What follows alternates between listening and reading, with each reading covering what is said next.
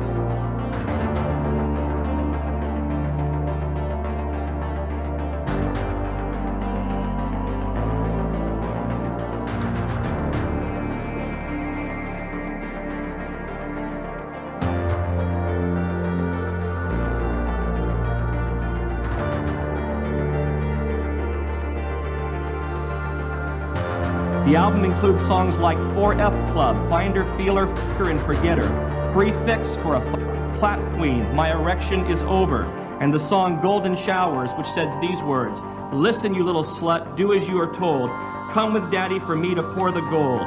Golden showers, all through my excrements you shall roam, bend up and smell my anal vapor. Your face is my toilet paper, on your face I leave a shit tower. Golden showers. Mr. Chairman, that concludes my remarks, and I thank you. I'm sorry your time has expired.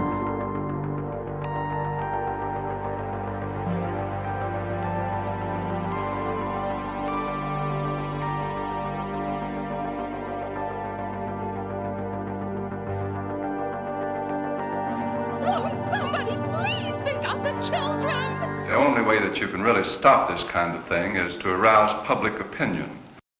It's very upsetting. It has a bad moral effect. Forced adversity.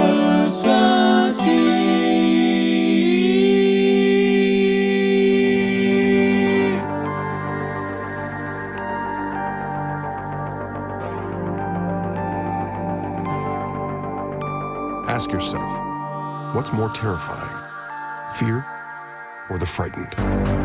The facts of history and the aggressive impulses of an evil empire. Bad, B-A-D-D, bothered about Dungeons and Dragons. Up yours, woke moralists. Socialism has spread the shadow of human regimentation over most of the nations of the earth. And they're pushing identity politics with this. They 100% are. How do you think homosexuals reveal themselves? And the shadow is encroaching upon our own liberty. I think there ought to be a law against them. Tonight I'm going to show you why.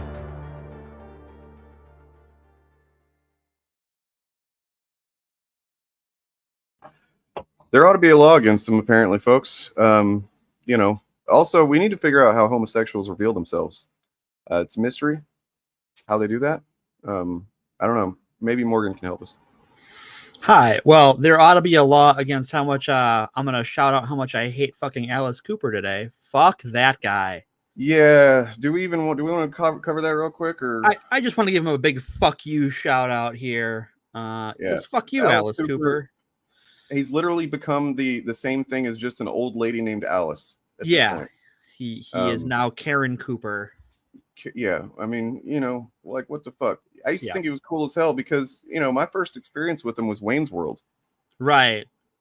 And he had that cool moment where he's like, you know, he's respecting what is it, the local native you know, culture that you know, rolled over, or that was rolled over by American culture. Right.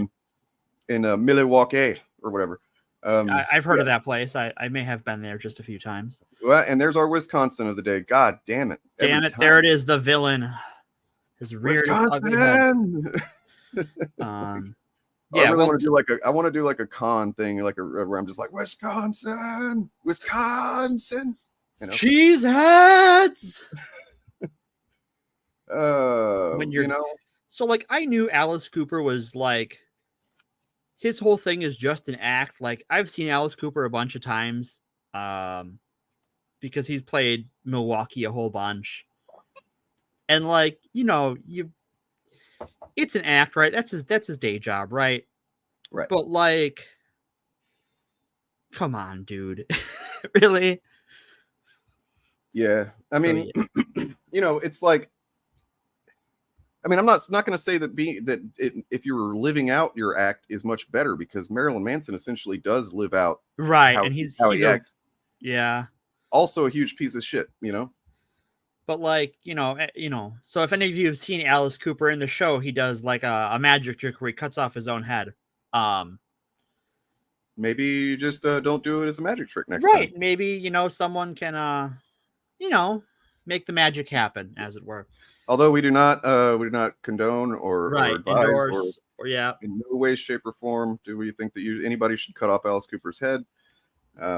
Apparently, I am at risk, not really, but like for threatening, not a threat, hypothetically, meeting someone on. So on Wednesday, had a bit of a moment. Fun. Oh yeah, I do recall. Yeah, I was DJ was streaming. Eric's Debunks. Eric's Reloaded was streaming through. Like, so prior to now, me and Turf and Bob could stream through StreamYard to any of our channels, but like the way that he was doing it was just linked and streamed that way. So I had no control over his chat. Well, that's fixed now. Okay. Yeah. So you can fuck that guy in particular, because that guy was quite the shitbird. Well, yeah. I mean, when you show up and your introductory line is "debate me, fruitcake." Right. Like, I'm sorry. No, go fuck yourself. You've kind of just told me exactly who you are in 3 words. You can debate these nuts. Yeah. Debate whether they, I don't know. Debate which one hits you in the face harder. I don't know, man. That didn't work out too well. Anyway. Yeah. Ozzy, at least Ozzy hasn't done any phobia, has he? Not that I'm aware of. Not that I'm aware of. I think Ozzy's had the good sense to like take the money and run. Yeah. Well, take the money and just like, slowly shuffle. Metaphorically run. Gotcha. Yeah. Because there's a lot of old rockers who have said some shit the last couple of years about, this. And I think D. Snyder was quoted saying something. I haven't had a chance to look into that. I know. I'm a busy beaver, and I'm so mad. We just got done praising him like a month and a half ago. We're going to have to take his FAP legend status away. Oh, yeah, it's revoked. As of now, it's fucking revoked. It's revoked, so he can no longer FAP. He is FAPless. He will be without FAP. Yep. Well, we can't FAP to him, for sure. No more of that, yeah. Morgan, I'm very, very glad that you have embraced the fatness. And I may as well, right? I'm stuck with it. I'm in it to win it, so sometimes... You do your shit and you do your duty.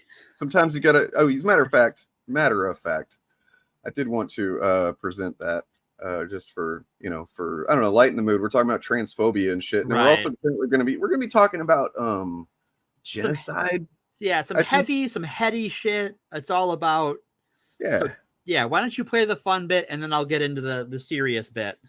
All right. So tell us what it's about real quick, and then we'll do the thing. All right, so tonight we are talking about Catharism and the Albigensian Crusade, which is one of the things that was a test case for what Ralph Lemkin, the person who coined the term genocide, used to study historical genocides that were well documented by, in this case, the people doing them, to sort of set the parameters of what a genocide actually is. Okay. And is there any particular reason that we might be, wanting to know about that? We'll talk about it later. But we'll talk about it later. Yeah. In the meantime, please like and subscribe to the stream if you haven't done any of that stuff. I mean, subscribe to the channel, but like the stream, and also just as a little motivation for you. Now, let's see if we can't figure out what you are, my little friend. And where you come from. I saw part of the message. I seem to have found it. Today, I woke up late. I had something I had to do. I had an obligation. And I didn't have the time to take a shit like I normally do in the morning. But I had to just push through. And I don't mean push the shit through, because that's what I didn't have time to do. I had to push through and get to my obligation. And sometimes we just have days like that, okay? And when you have a day like that, and you have to shit, and you got shit to do, and you have to fucking make a choice, all right? You got to make a choice. Do I shit, or do I do my shit? You got to do that shit. Do your shit, okay? And I don't want to be, I want to be completely clear here. When your choices are take a shit or do your shit, you do your shit. And you take that shit and you do it. All right? And yeah, that's what we have to do, morally, ethically. It's our responsibility as a human who takes shits and who has shit to do. So do your shit. All right.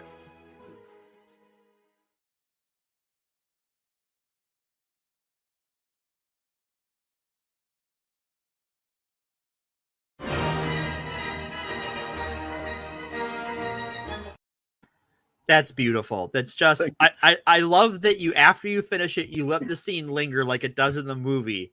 Yeah. It's fucking perfect. It's a lot to think about, you know? It is. It's a lot of shit to think about. It's a lot of shit. Yep. It's a heavy load. All right. Takes a while to work out. As someone reminded, it was actually Sharon Osbourne that apparently did some cringe. Oh, well, you know. So I mean, you know, that tends to track that Ozzy lets her do all of the cringe because she does all the everything else. Right. Well, you know, she got hers, I guess. So yeah.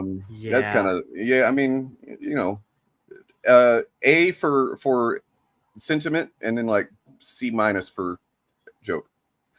All right. So where shall we begin? We are going to begin in just a little while ago. We're gonna go back in time. We're gonna get in the Wayback Machine.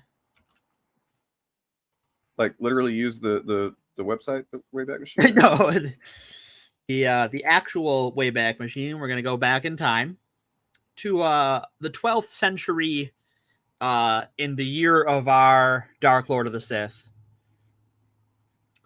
Jar Jar. Yes, Darth Jar Jar.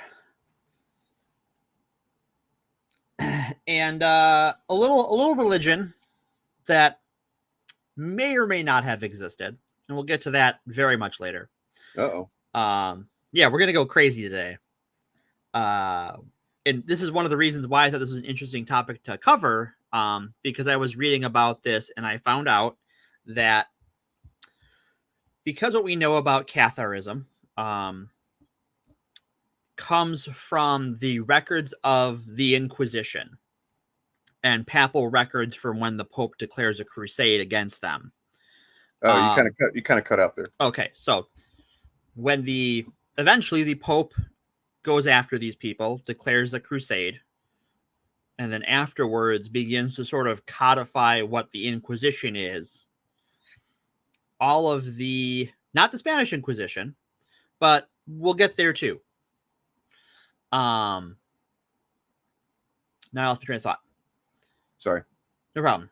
That I was just going to ask: are the I guess the Catholics known for like keeping accurate records, or? So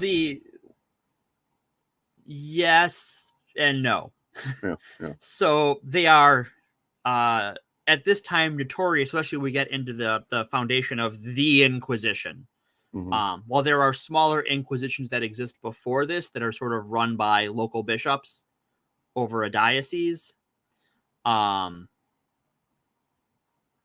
Inquisition is very meticulous in terms of its note taking, as far as, you know, what questions they asked, how they were answered under duress, right? Because they They were not nice people. Mm-hmm. But there is a theory among some scholars that Catharism may not have actually existed. Oh. And it was a moral panic created to justify the nobles who were allies with the Vatican to take out nobles that were less inclined to follow church dogma and the church political will, as well as the King of France, who was a close ally of the Pope at this time. Wow. So they might have just literally made up a straw man to. Right. They may have actually invented a religion, assigned it to a group of people, and then used that as an excuse to declare a crusade to wipe out the nobles that were not in the church's good graces or in the King of France's good graces. Wow. Well, so I did some very brief reading on this last night, so because I really had no idea. Right. Like you explained to me like what the episode was about a couple times, and I'm just like, it just didn't stick in my brain. That's fair, because it's kind of weird. Yeah, I mean, I had no, I know you mentioned the Inquisition, but it wasn't the Inquisition exactly. So that I was like, oh, okay, I don't know what it is then. Right. And so, yeah, I did a little bit of reading, just kind of found a PBS article that went over it approached it as if the Cathars were real. Right. And well, yeah, it is up for debate whether or not they were real and how real they were. But it's an interesting thing when we're talking about the source for our information. All of the sources we have are the Catholic records of their interrogations, but we don't actually have the writings of the Cathar themselves. So we only know what the Catholics thought they believed rather than having their own records. And so what the Catholics thought they believed was that that the church was, or the people were too reliant on or reliant at all on the church and this worldly organization. Whereas, and this is something that some religious people still believe, that basically, right, what does the church have to do with any of this? Like, it's our connection, how we, pray to God and all, whatever the hell, and it has nothing to do with like a institution that wants my money. And that's that. So that the fact that there's no writing, that's a big red flag. Right, exactly. But also it could have been that they just fucking the Catholics wiped it out. They do like burning shit, right? They do a lot of book burnings, especially at this time, and especially in this region when we're talking about southern France, northern Spain in the 12th, 13th century. This isn't long after the Iberian Peninsula, which is Spain and Portugal, was controlled by Muslims. Mm-hmm. And while the region doesn't have the Europeans who were effectively colonized, don't have a high opinion of Muslims or the Islamic religion, they do have a high opinion of Islamic writing and philosophy and science, which they pioneered. Which they did a lot of pioneering, right? Like in this time period that we're sort of towards the middle of the Islamic age of science, and their golden age, when they were doing a lot of astronomy and navigation studies and all sorts of crazy stuff that we don't have time to get in today. Well, just a good example of it is in the historical documentary Robin Hood, Prince of Thieves. When they're, Robin Hood has escaped from, he's been imprisoned by I guess the church or whatever, the King's Men, and then he escapes with the Painted Man, Morgan Freeman, and Morgan Freeman is looking through a little telescope, and and Robin Hood grabs it, he's like looks at it, and he's like, oh my God, he's like tries to stab the horses that are like hundreds and hundreds of yards away, because he's just a fucking primitive white man, and this Muslim man has figured out telescopes, so that's all you need to know. I mean, that's a very Hollywood version of how that works. But I mean, the gist is there, right? I mean, I'm pretty sure that movie is kind of accurate, like including Robin Hood's accents that he phases through. Yeah, no one definitely makes fun of that in a different movie. Yeah. All right. So, as far as what the Cathars believed, so I'm going to treat for the majority of this episode, going to treat the Cathars as a group of people that existed. Otherwise, it's just hard to talk about. We'll get to the did they make it up? Did the Catholics make it up later on? But as far as what they're purported to have believed is that the Catholics have a trinity where you have one God in three sort of faces. You have God the Father, the creator dude. You have God the Son, who did all the holy forgiveness stuff and he died on the cross, etc., etc., etc. And the Holy Spirit, which is the God that talks to you in your heart of hearts. To sum that up very, very briefly, Cathars think that's not true. Yeah. As we know, they're both wrong because really there's only one God. Praise be. Bill Gates. Praise Bill. All right. The Cathars believed that there are two gods, and they are two separate gods, not like two parts of one God. Oh, I didn't get that far. Okay. Yeah. So you have the demiurge, which is the old god, and that is the God of the Old Testament, who is a petty asshole who, through torture and cruelty, tries to bind souls in a cycle of physical reincarnation. Like a Ragnarok. But it's a very materialistic God who wants people to live in this world. And then you have the other God who sent Jesus to teach humans how to break this cycle of reincarnation, and ascend to a higher form of being. So, do you think that might be why there is a line in the Bible about how Jesus specifically says, no, I didn't come to tell you that my dad was wrong or anything like that? I mean, Well, the Bible is an interesting book because you can kind of make it say everything because it says everything. True. It contradicts itself a lot because the Bible isn't a book. It is basically two separate anthologies mushed together and re-edited and pruned, and to the point where there are stories in both the Old and New Testament that reference books of the Bible that this story thinks you have access to, that are either lost to history or were found later somewhere else, or were just flat out removed, maybe because there was right. Wasn't there that what was it? Was it Constantine that had the big meeting where it's hey, let's go through here and let's just decide, is Jesus a superhero or not? Right. Is he wizard? No, yeah. The Council of Nicaea is where they decided, Constantine and the early church. Well, I mean, by early, we're several centuries in at that point. Sort of decided on Jesus's race and class. Filled out his character sheet, wrote his backstory. And as far as race, it was white, by the way. It was, they decided. At that time he was more Greek. Oh, okay. Jesus's race does some shuffling around. Constitution. The Greeks get a white pass. I mean, a white pass anyway. So sometimes. I've heard some racist things slung at Greek people who they thought were either Muslim or Hispanic, and it's just they're Greek. What are you talking about? Jeez.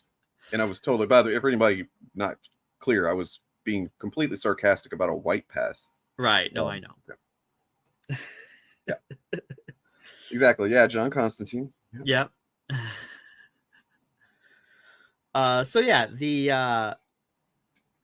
The Cathars believed in this sort of cycle of reincarnation that we are stuck in by God to pin us to the material world and use its trappings to keep us here so it can kind of feed on our suffering. And Jesus, the other God, wants to teach us how to break out of that by eschewing materialism and eschewing violence and sort of letting go of your worldly possessions. And this caused some issues. Yeah, I guess so. No, sorry, go ahead. Okay.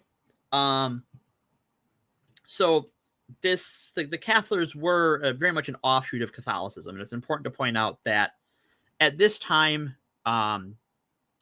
this is before the Protestant Reformation, before the Bible was available in your local language. You couldn't read the Bible. Your priest would read the Bible, read their readings in church every day. Yeah, you couldn't read it mostly because you couldn't read anything back then. Well, you might. I mean, literacy varies from place to place, person to person, but language has changed so much by that point. Even like the history of Don Quixote, which we have early copies of, the version of Spanish that it's written in is distinct from like modern Spanish, and still uses like Latin word conjugation, and Latin uses Latin words differently than they're used in Spanish today.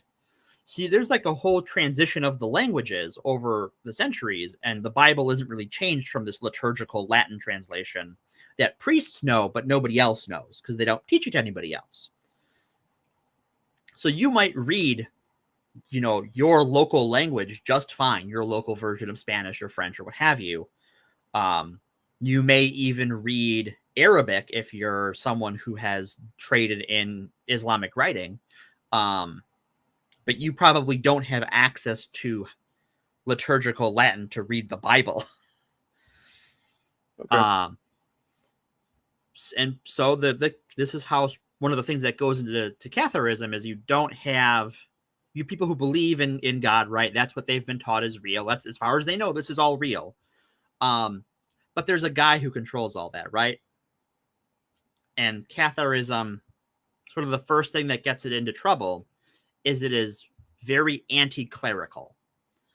It is not the only anti-clerical movement that comes about in this time. And what that means when I say anti-clerical is it has a opposition to giving political or worldly power to priests, bishops, etc., etc.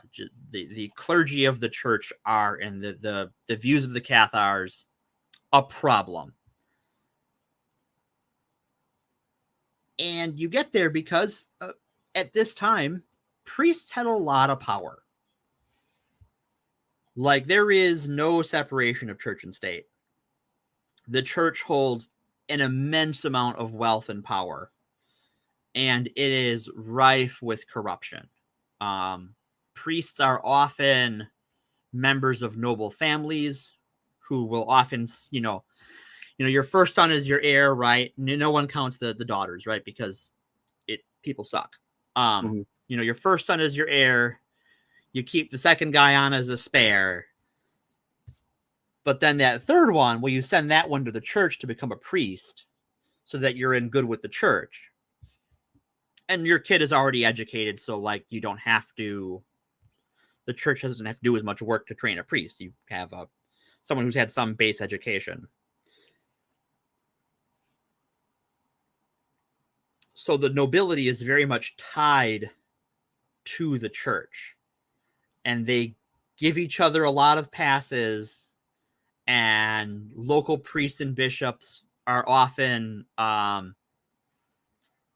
basically on the dole, as it were, where if you're a shitty lord or whatever your title is, because they're different places, and people are uppity, right? Well, you're going to pay the priest so that their homily is about, serving the Lord to serve the Lord, right? You serve your duke or whatever, and that duke serves God, right? To make that reality. It's incredibly corrupt, and people are aware of that fact, but it still works. And so you have these movements that crop up that are the priests are a problem, right? The priests are not working for God, who we believe is real. They're working for the nobility. Mm-hmm. And so you get movements throughout Europe that sort of become a problem for the church locally. And this one in particular is sort of right at the cusp of a few different things that creates this powder keg that goes off. I talked about it earlier.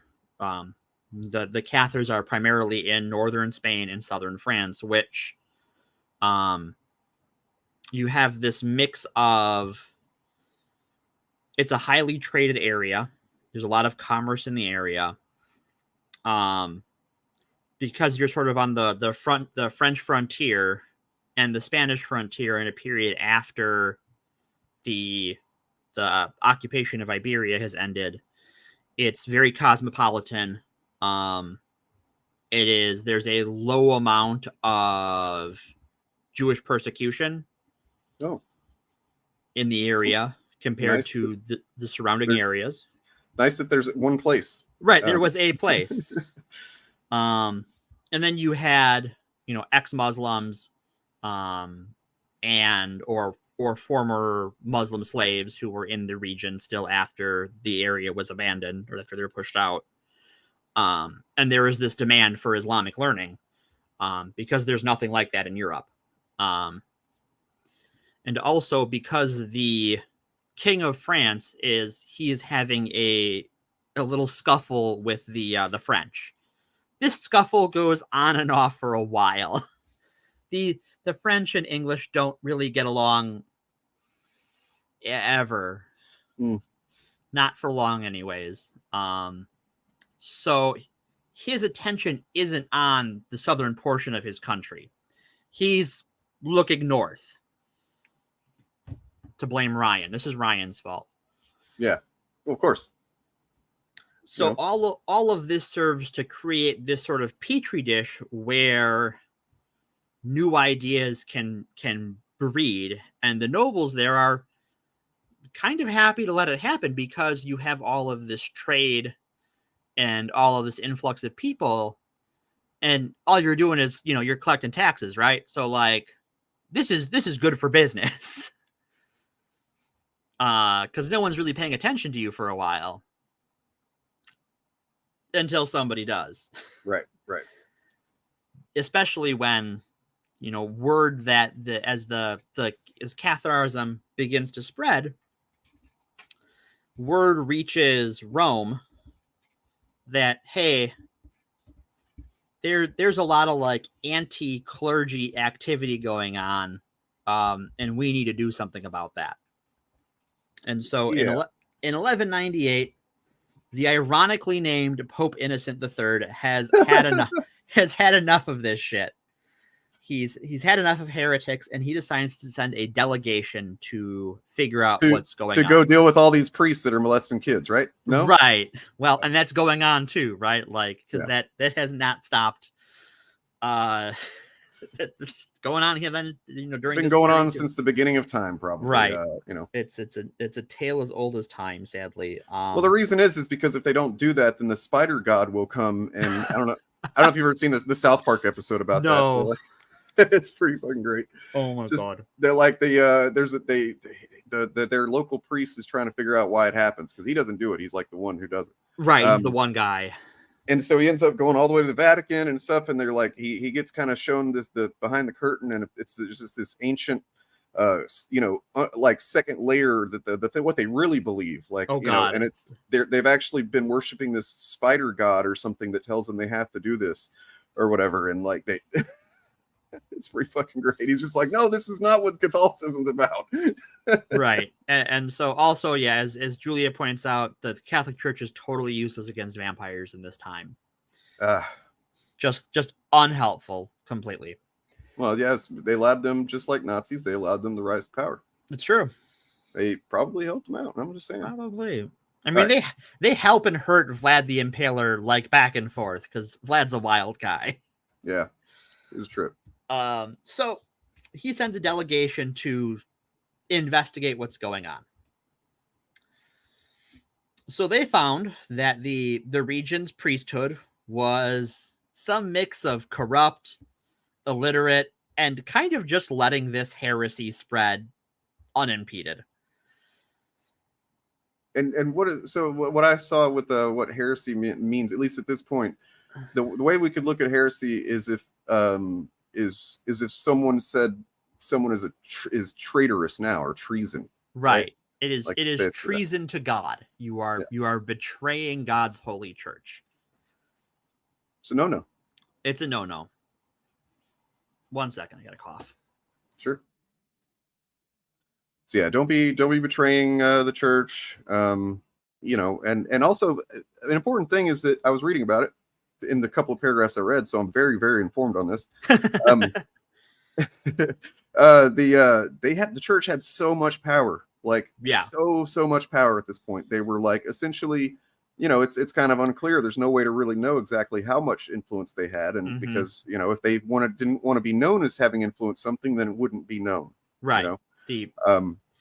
The thing that tamps down on the church's power in this period is sort of twofold. One, they don't have much in the way of a military. They have a military, but they don't have,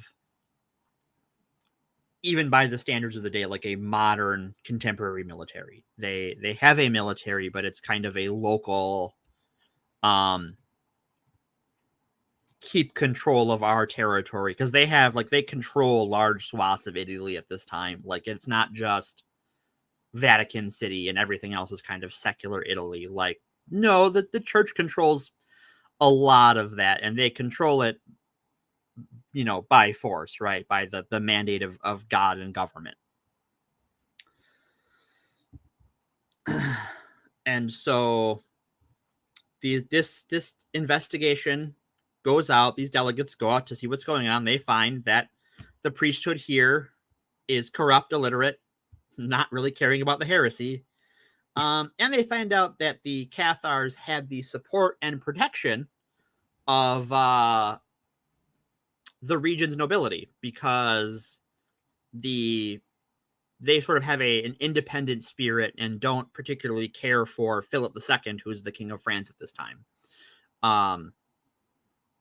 And because Philip is focused on his war with the English, he doesn't really have the resources to bring this area back under his control. It's not actively an insurrection against him, so he's like, it's not hurting him, but it's not helping him.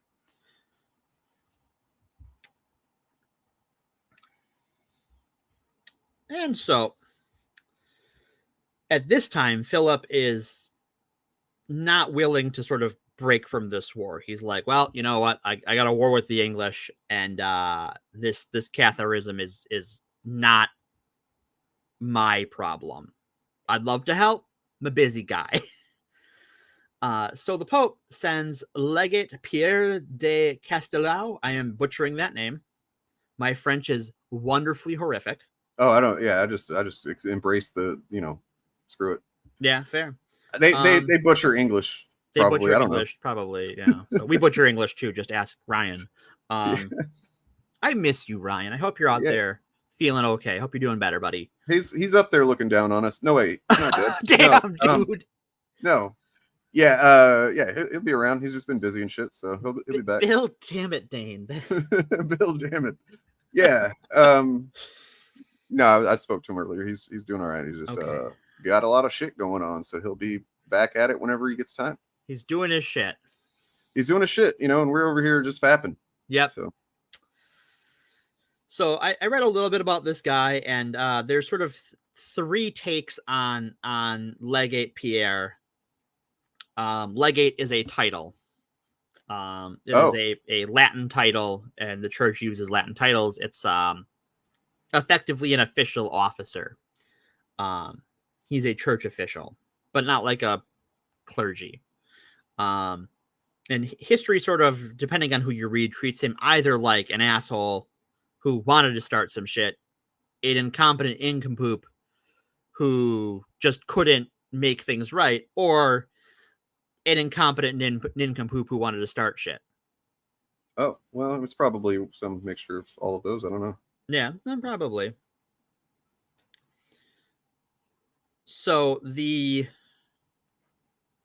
does not go well. Legate Pierre is not able to find a solution to this problem. The nobles of the region and him do not get along, and eventually one of the nobles brain fart. Yep, Whitney's got it right. They're a minor bureaucrat. Interesting. Wow, my brain completely died. I'm sorry, folks. That's okay. Well, let's talk about very minor bureaucrats. They don't really have titles that we recognize very often anymore, right? Like, I mean, it might be like a, I don't know, like a city planner or something. I mean, yeah, it's. I mean, just sorry. Yeah, no, it's fine. Yeah, I was trying to vamp here. I'm sorry. Okay, so eventually one of the nobles in the region either has him killed or one of his people gets so fed up with this guy's bullshit, he just fucking kills him. And this is the last straw as far as Pope Innocent is concerned. Because now they sent a guy, and that guy is dead. And it's going to be a party. So the Pope does what popes do in this time period and declares a crusade against the Cathars. And this becomes known as the Albigensian Crusade, which is Albigensia is sort of this region we're talking about. And now we can talk about Crusades. Because sure it's not time for the Inquisition.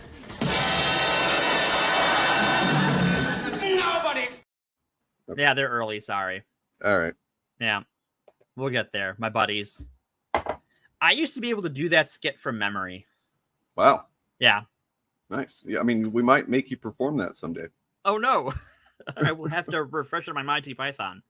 But using the methods network because fuck John Cleese too. While we're shouting out people. Oh man, when are they going to stop? Old people, old famous people that have good, they had good names and they're just ruining them. Yeah, I'm not even saying, look, maybe this is a controversial hot take. I'm not even saying that they have to not believe the bullshit they believe. Just shut the fuck up. Yeah, just politely. Well, it's not all old people too, right? There's plenty of old people who are rad as fuck. Sure, true. Yeah. Patrick Stewart's 1,000 years old. He was there. He was in France. I know he's actually English, but yeah, that's true. And then also with some of the people that are not necessarily old, but like people that are not young spring chickens. Yeah. They are leaving us, as someone mentioned earlier. Oh no. The original voice of Harley Quinn. And she was also the co-host, I guess you call it a co-host or presenter or whatever on what you call it, that the show that used to come on after America's Funniest Home Videos. Oh, I have no idea. The Dave Coulier one. I don't know. I've heard of America's Funniest Home Videos, but I don't know that I've ever watched it. Or if I have, it is consigned to the Black history. You're missing out. I guess not really.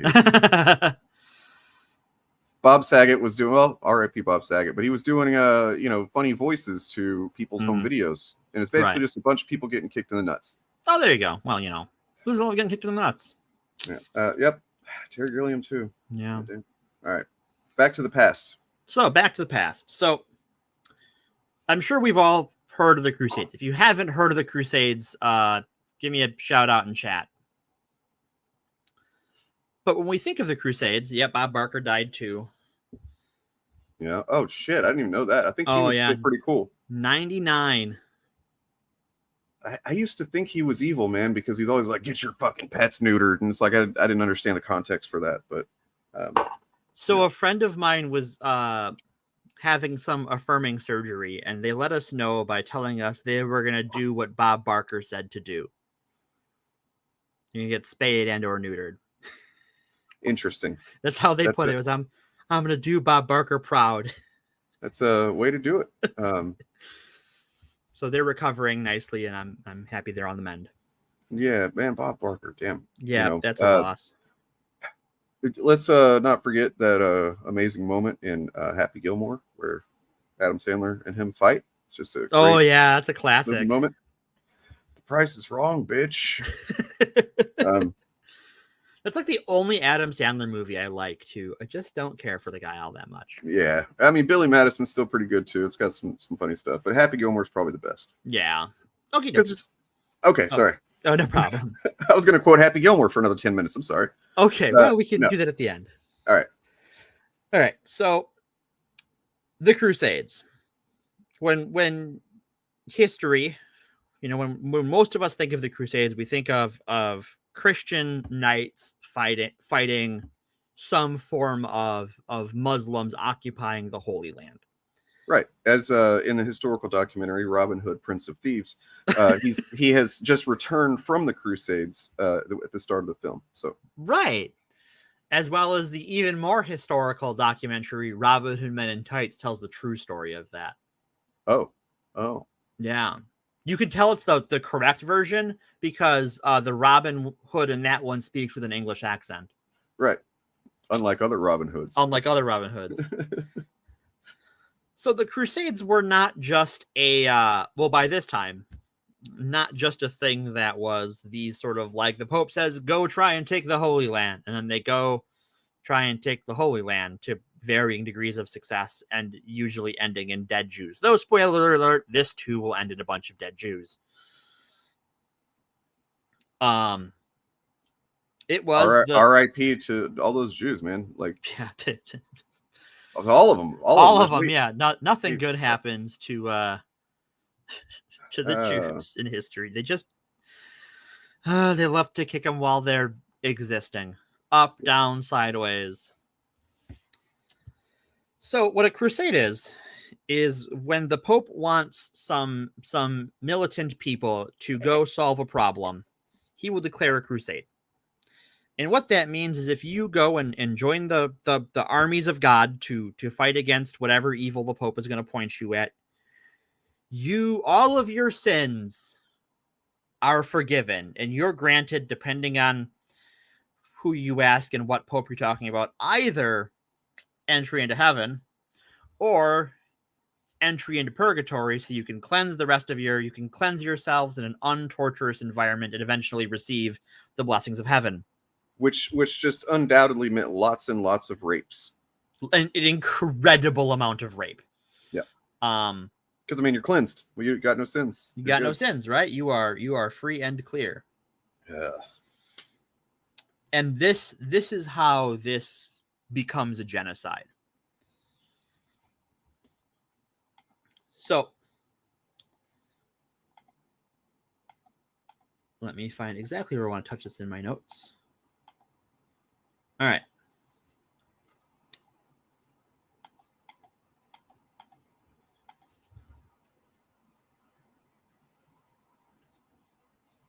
Because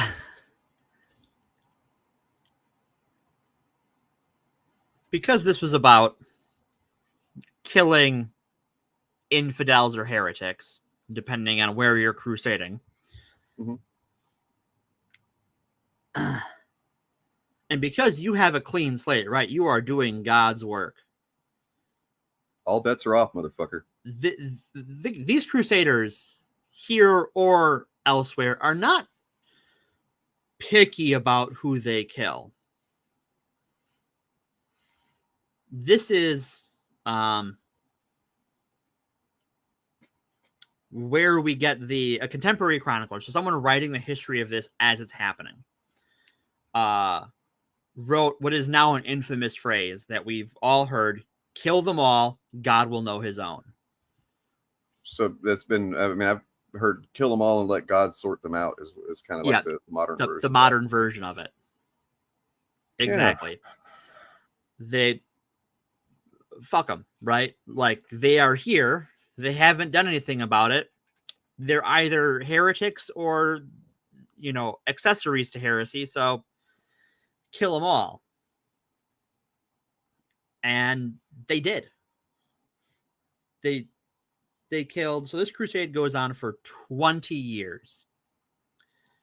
And so is that just like cycles of, like a group of dudes ride into an area and just wipe them out, and then like, I don't know, do they have rotations or tours or? So they sort of did. So because a lot of crusaders have day jobs, what sort of happened in this time period is that if you're a professional soldier or mercenary or what have you, you might do your tour in southern France, because at this point, now that there's a crusade, the King of France, Philip II, puts his blessing on this, makes it all very official, and provides materials and personnel to it. Because he wants the support of the Pope, because he's beefing with England, right? So now, like, oh, if I help the Pope here, the Pope is going to help me out with England. Which doesn't go his way, but we'll get there eventually.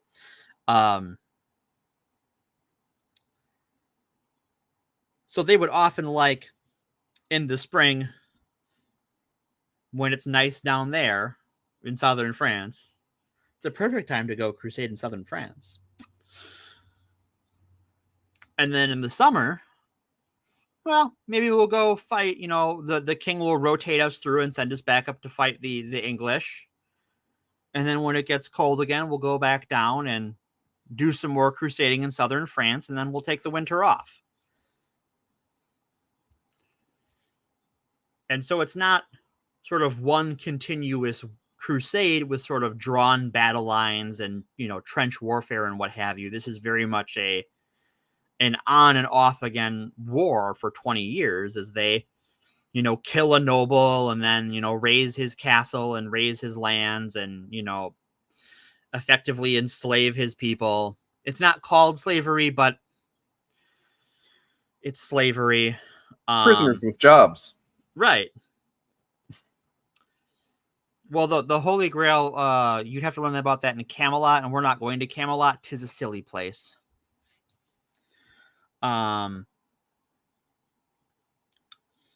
So this goes on for about 20 years, and records of the time are not great as to how many people were actually killed. Because especially when it's, because they're talking about how many Cathars they killed, and this number ranges from somewhere between 200,000 people to 1 million alleged Cathars. Emphasis there on alleged. But because this takes 20 years, and because these crusaders aren't picky, and they're also not motivated in some ways, because they've served in the crusade, they've killed their heretics. They're not super committed to the cause. We think of crusaders as these zealots, and while some of them certainly am, a lot of them are in it for the reward, because all is that, there's a place you go after you die, and it's the good place or the bad place. And doing this means you get the good place. But once you've done it, you've done it. You don't need to keep doing it unless you're like really into it. And some people are really into it. Yeah. I mean, you only get one entry to heaven, Right. Like, what's the point in continuing, right? Right. You've got your ticket punched. You're good to go. So this drove the movement underground.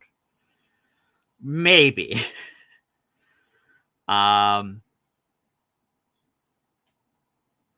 Maybe. Because if you're the new secular powers appointed by the King of France in this region, and you've had 20 years of war, what's a great way to keep your thumb on the scale? Tell me if this sounds familiar. There are secret members of a group that have infiltrated our society, and they're still living among us today, even after we've purged them. And they could be anyone. Battlestar Galactica. Dane, I award you 1 point. Spend it wisely. Thank you. But, I mean, we've heard these sorts of, things before, right? Secret communists, secret Jews, all those fun things. Secret gays. secret gays. As we covered in the Lavender Scare. Right. And this is how a crusade builds moral panic. Because now the crusade is over. And you have a church with incredible power and heavy secular influence. And this sort of gave both priests and nobility sort of immunity from repercussions. And they like that. So it's almost like, what are we going to do to keep this? Let's throw some folks under the bus. Right. Age-old tactic, as we're learning today. A literally age-old tactic. And so now you've had a genocide, right? You've had 200,000 to 1 million people who belong to a religion murdered for their beliefs, right? Specifically for their beliefs, right? They believe in this thing. We're going to kill them for it. Also, we're going to kill all the Jews there too, because we may as well. We kill them everywhere else, and right, yeah. Someone wasn't killing the Jews here. How did they get there? This is infestation over here. Right. We got to get it. So I mean, I guess maybe I'll ask it's an obvious question. Maybe sure. I don't know. Go ahead. If it's a genocide, that implies to me that maybe I'm just wrong. It's like implies genetics. Is that not? No. Okay. Let's pull up the etymology of this. We're going to pull up the etymology of genocide. I'm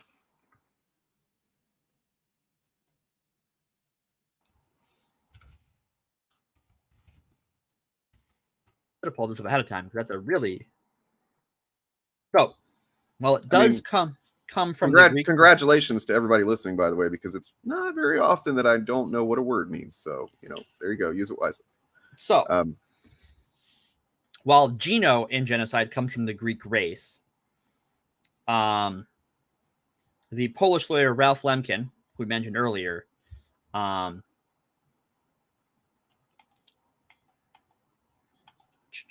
where is his definition of that genocide now?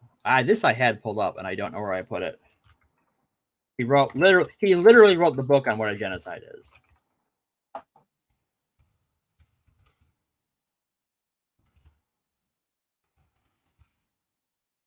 All right. He defines it in a sentence as the destruction of a nation or ethnic group. Oh, okay. See, I guess, yeah, all right. Obviously, I guess I would have thought about it as just like how it has to do with how people are born, So like being having a religious belief, I didn't think would, but I mean, yeah, I mean, I'll let it slide. Sure. Well, if you think about it, you have, and this is sort of why it's an interesting test case, is that you have this region, Albigenia, is at the time semi-autonomous.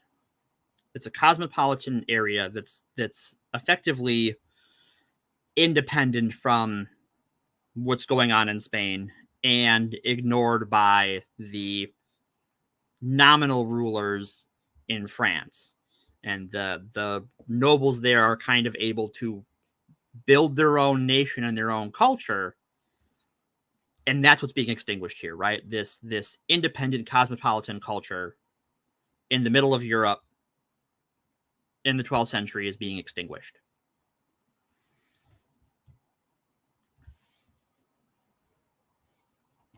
That's sort of why it's this test case for genocide, right? Is that a nation doesn't have to be an ethnic group, right? You can have a group of people who live in the same place and believe some variation of similar things, or things that even just go along well together, but they have a shared.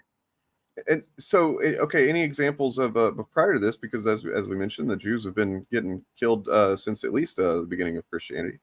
I mean, that would be the big one. So, I mean, so there wasn't any examples prior to this that also constituted a genocide? There are. The reason that this is a useful test case is because it is well documented, right? So we know that, like, for instance, in when you're talking about like the Middle East, Iran, Iraq area before the Persian Empire, you have all of these different kingdoms that rise and fall, and they wipe each other out. Like if it's just gonna go through and you know, do the thing. But we don't really have like the writings as to why. We don't have the records to sort of sort out all of the rationale. Whereas this, we have church documentation saying, you know, these are the people we killed and here's why we killed them. Okay. And right. it sort of, yeah, like you get the ideology and the rationale in the church's own words, where like we just have either an account that is like for Assyria, we have the Persian version of what happened to the Assyrians, and then the Persian version, we know that because a Greek guy wrote about the Persian version of what happened to these people, but we don't really have like the primary source documents. Where here we do. I mean, you know, the Persian version might have been a perversion of it could history, be, and that's the other thing, right? Is we, you know, we're so far removed from the source of why it happened,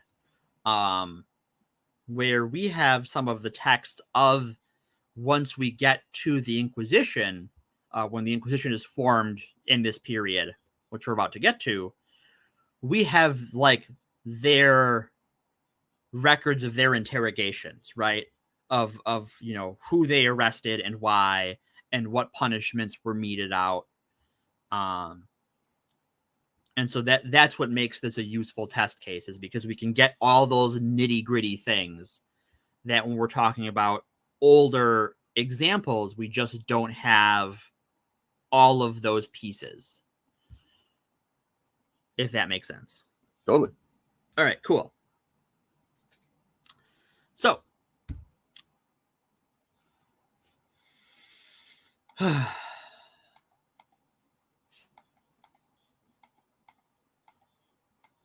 alrighty, now I have to find where I was because I scrolled around trying to find some other stuff.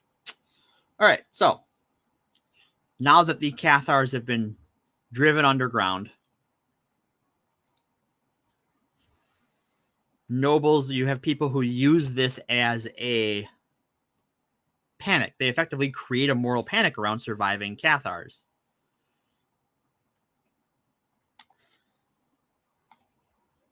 Which leads to like now everybody's looking for, you know, secret Cathars. Yeah. And so, especially because who's telling people what the Cathars believed, right? If they're all gone, right? You only have the church version because the church and their crusaders have destroyed any writing of what they actually believed. That's all been, you know, destroyed because they don't want that heresy getting back out. Nobody knows except what the church is going to say they know. They're going to tell you what these people believe. You can't get it from their mouth because history is written by the winners and everything is being documented by the church and winners, murderers, whatever. Yeah, right. They had a goal. They set out to accomplish it. They won. They're right bastards for it. True. Okay. And they wrote what happened in their own words. And the church is, we can argue exactly how much, but I think it's undeniable that the church is a political entity. Oh yeah. I'd argue that they're more that than anything else. I would agree. But I think that it doesn't need to be more than that than anything for this to come about. Because, you know, not only are they, even if they're a completely spiritual entity whose political power is just secondary towards their mission of saving souls, they hold all the knowledge, right? No one who can't read Latin, liturgical Latin, rather,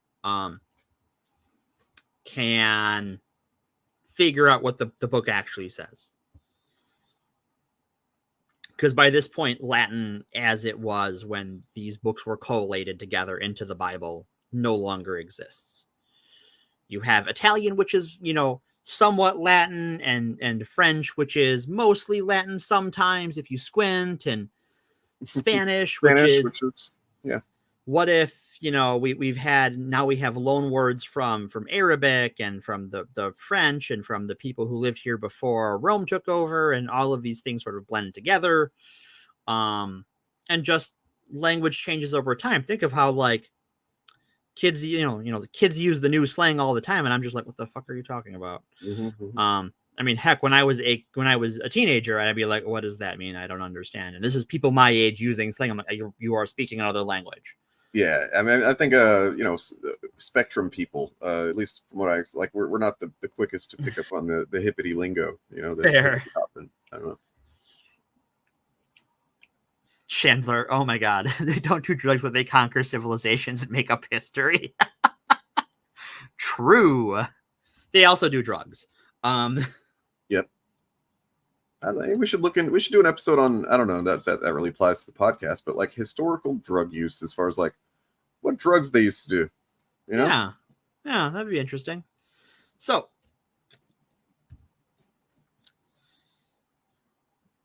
the church, however, because it sees heresy as a real and present danger, right? There are people in the church, whether it's the laity or the priesthood, they believe heresy is a real thing that will really damn you to hell. And there are secular authorities who really want to call their political enemies heretics. That way they can kill them. And this creates an issue where it's hard to sort out exactly how much of Catharism was a religious heresy and how much of it was just this anti-clerical social movement that was like, the church and the nobility, they're bumping uglies too much. They're all working together and it's hurting everybody. We want the God without the church. Because the church is so involved in the politics, because they're involved with the nobility and the rulers, and they can declare war on people and make someone else go kill someone else. Like, there's some real political questions that come up. And when the nobility benefits from this religious institution like the church, they are motivated to encourage violence against anti-clerical movements.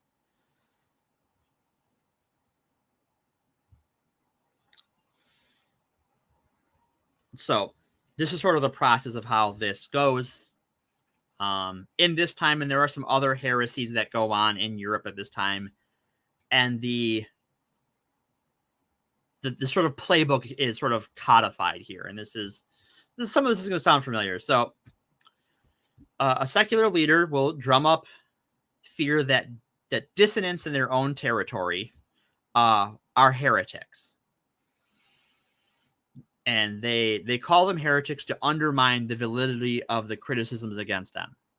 So instead of being able to blame the system and discuss the system, now we're having a religious discussion. So what is it like? I mean, they could have called them detractors, maybe? Yeah. Or haters? Yeah. It would have the same, it's kind of the same function. Mm-hmm. Kind of today, yeah. But if being a hater meant that you were both damned to an eternity of torture and that you were working to get other people damned to that eternity of torture as well. Okay. So now you've called these people heretics. If you do it well enough, you get a crusade, right? And to get volunteers, the Pope offers blanket forgiveness to the Crusaders. So they are fighting for God. And that sort of, as we talked about, removes the inhibition of preserving human life, because I'm not killing a person. I am saving people by killing these people, right? I am saving other people from being corrupted by killing these people who are already damned to hell anyways. Yeah, and, I mean, that tracks. Makes total sense to me. It's completely logical. Right. And then because those who have fought to maintain the church's authority are thankful for receiving their divine IOU, this keeps the secular rulers in bed with the church. Because now their hands are clean, right? Like, I haven't killed my own people. The church has killed heretics. Right? So now no one can say, oh, I killed the dissonants in my territory. Heretics have been killed by the church. So this benefited the church, and it benefited secular rulers, especially if you were to say, I don't know, there's your next door. If you're a local noble and your next door neighbor, his town is prospering and you kind of want the goods, if you can convince the church that guy is a heretic or harboring heretics, and then you help the church, take out those heretics when they call for, volunteers to do something, maybe they'll give you that territory as a gift for your faith and your fidelity to God. So there's a profit motive as well. All the while reinforcing the church's top authority, right? And keep the church off their back, right? Because your bishop in the area is less likely to be on to you if you've just helped him out, take out those nasty heretics over there. Yeah. So it creates this cycle of, and this is sort of why it goes on for 20 years and then why it goes on longer, because it creates this cycle of panic and murder and panic and murder and panic and murder that leads to the genocide. So what was the sorry. Oh, go ahead. I was just going to ask, what was like the form of propaganda they used? Just churches themselves, people at church would, like the clerics? The priests would give, because they give their homily as part of mass where they talk about how you should take the lessons of church into your everyday life. You would, if you're a noble, you would, do the sort of, pay people, order people to make, propaganda art, propaganda songs. You put up bounties.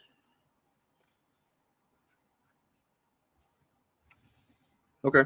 Just a lot of, it's strikingly modern in how a pre-modern is, right? Like it's a lot of the same tactics. They just look a little different, right? The media is different, but you're using the media of the day. Yeah. Well, I mean, because the church was basically had a part in everything in society. Of course, they're going to have a part in the propaganda. It's like, it wasn't as simple as like uploading a YouTube video. Yeah. But essentially, that church would they would tell the masses, whatever, and then they go around talking about it to each other. They probably make up their own fucking, add to the how terrible these Cathars are, right? And like, right. Or that you saw. Well, and it's actually easier than uploading a YouTube video. Because here's why. Everyone's at church. Everybody goes to church. If you're not at church, something's wrong with you. You're probably one of those filthy Cathars. Could be one of those filthy Cathars. Yeah, church. So it's easier, right? You had to go. You went every day. It's not even like today where maybe devout Christian, like the most devout Christians might go twice a week into Bible study on Thursday, right? They go Wednesday and Sunday and they'll go to Bible study on Thursday. This is every single day. Whitney's got a point. I imagine there were definitely plays going on where they would act out, what these filthy Cathars should do. Probably. Like yeah, Julie is not wrong with the church is more evil than the things they make up. You're not wrong. Yeah, I mean, like, honestly, I see no, I see no reason to believe in any harm from those other things. And I mean, I see no reason to think they exist, but Yeah, see a lot of historical evidence and modern evidence and current evidence of harm that the church has caused. Yeah. And hey, I'm not just anti-Catholic, all right? No. Baptists are fucking terrible too. Protestants suck. That all fucking sucks, man. You give a religion enough power, and you look anywhere in the world. I think here in America, we have this tendency to think of like, oh, the Buddhists are a very peaceful religion. There's at least one area they're not. There's a lot of areas where they are not very peaceful today. And if you want to look like historically, look into Imperial Buddhism in early 20th century Japan. Oh God, yeah, yeah. Like it turns out. Well, in that regard, it's kind of interesting, kind of opposite dynamic, right? Because it was like the state kind of had the hearts and minds of everyone, right? Right. So it was like they perverted their Buddhism to just like be fucking monsters, man. They gave it a little twist, right? Yeah. We can debate how much of a twist they gave it, but there were definitely Buddhists willing to give it the twist. Yes. Well, I mean, I will kind of go to bat for Buddhism because it is one thing I spent years kind of looking at different religions. I didn't look too long at many of them because most of them involve some kind of crazy bullshit pretty right, immediately. Yeah. But I will go to bat for secular Buddhism. That's pretty interesting. The seed of Buddhism, the idea that like this Buddha was a guy, he wasn't a god, he wasn't anybody that demands worship. He was just a guy that sat under a tree and like fucking just chilled out and tried to let some kind of peace of mind come to him. And you can describe that in different ways or whatever. But like, right. Yeah, that's essentially secular Buddhism, and there's nothing wrong with any of that. Yeah. You can find the good core in a lot of religion.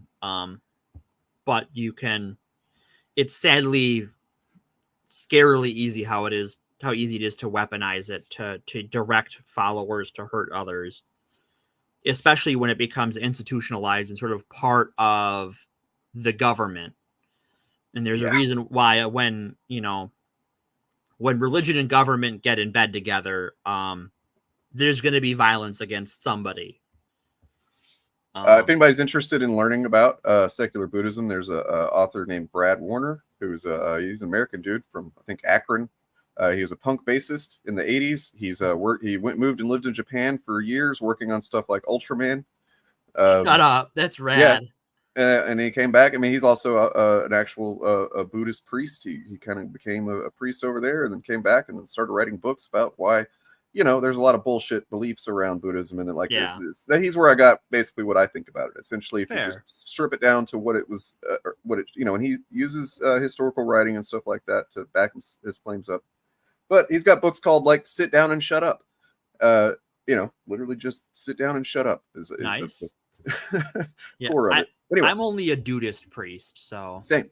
Officially, that's my title. I mean, yep. I actually have a certificate. So yep, I have the same certificate. You got the certificate too? Yep, I've done weddings. I've done a Dudist wedding. Are you kidding me? I've always wanted to. Nobody's fucking taking me up on the offer. Okay, so when my mom remarried a few years ago, I was she just wanted to have a small, like as small as possible because she didn't want to do a big deal. And I'm like, well, why don't I do it? And she's like, wait, you can do that? I'm like, yeah, I can do that. Yeah. Like for real? And she was kind of shocked. People can't believe it but the reason you can do it is because guess what? It's all made up, folks. Right. We have in America, we have a separation of church and state. The state does not need to care what religion, if any, your wedding is under.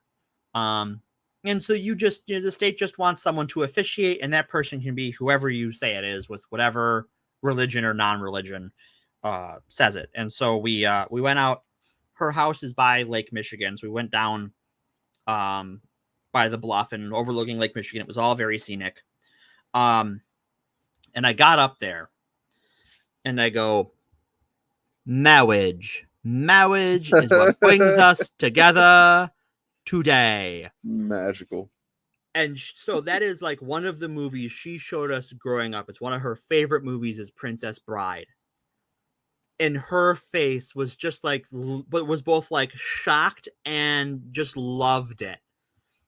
She still tells her friends about like, oh yeah, when Pete and I got married, my kid. That's a wedding to remember. Right. Like, it wasn't a 2-hour service with pomp and ceremony and music. It was a good story. All right, so away from happy thoughts. Yeah, back to historical horrors. Yay! Yeah, yay! I'm excited. Are you excited? Oh yeah. All right. You're excited. Feel these nipples. Later. All right. So this is now. So now you have a problem, right? Because you're the church, and one of the things you have to do is figure out who's actually heretics. And because people are starting to get wise to when secular leaders are just calling their secular dissidents heretics, they're just like, the church is like, wait a minute. Are they really heretics, or do you just want us to kill some people for you? Yeah. Because if they're killing these people for not being heretics, they're killing God's children, good, faithful Catholics, and now they're heretics. They've done a heresy. They've sinned against God. They've betrayed the trust of the flock. So that's a problem.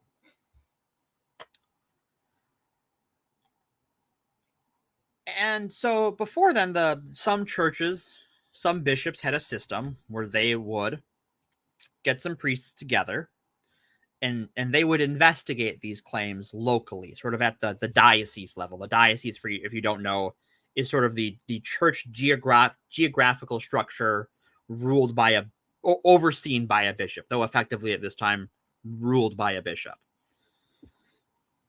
Can I just say that there's a lot of cool words involved with Catholicism and I guess Christianity in general, but like demiurge, that's such a cool word. Cool, isn't it? Yeah. It's like a lot of anime uses Christian symbolism and mythology because they treat it like sort of like we treat Greek mythology, where you can sort of take words and concepts from it and like mishmash them together and throw it in a blender and pour it out and it's a tasty smoothie. But then it just doesn't really mean anything. It's just, cool sounding words and cool symbolism. Which I think isn't that how all words begin? That is how all words begin. And we should return to tradition and just use words to say cool shit. Yep. All right. So these regional inquisitions, as they became known, into heresies, had some of the same problems of the prior system, where the local secular leadership would ask you to handle a problem because they're heretics, and you go and kill them.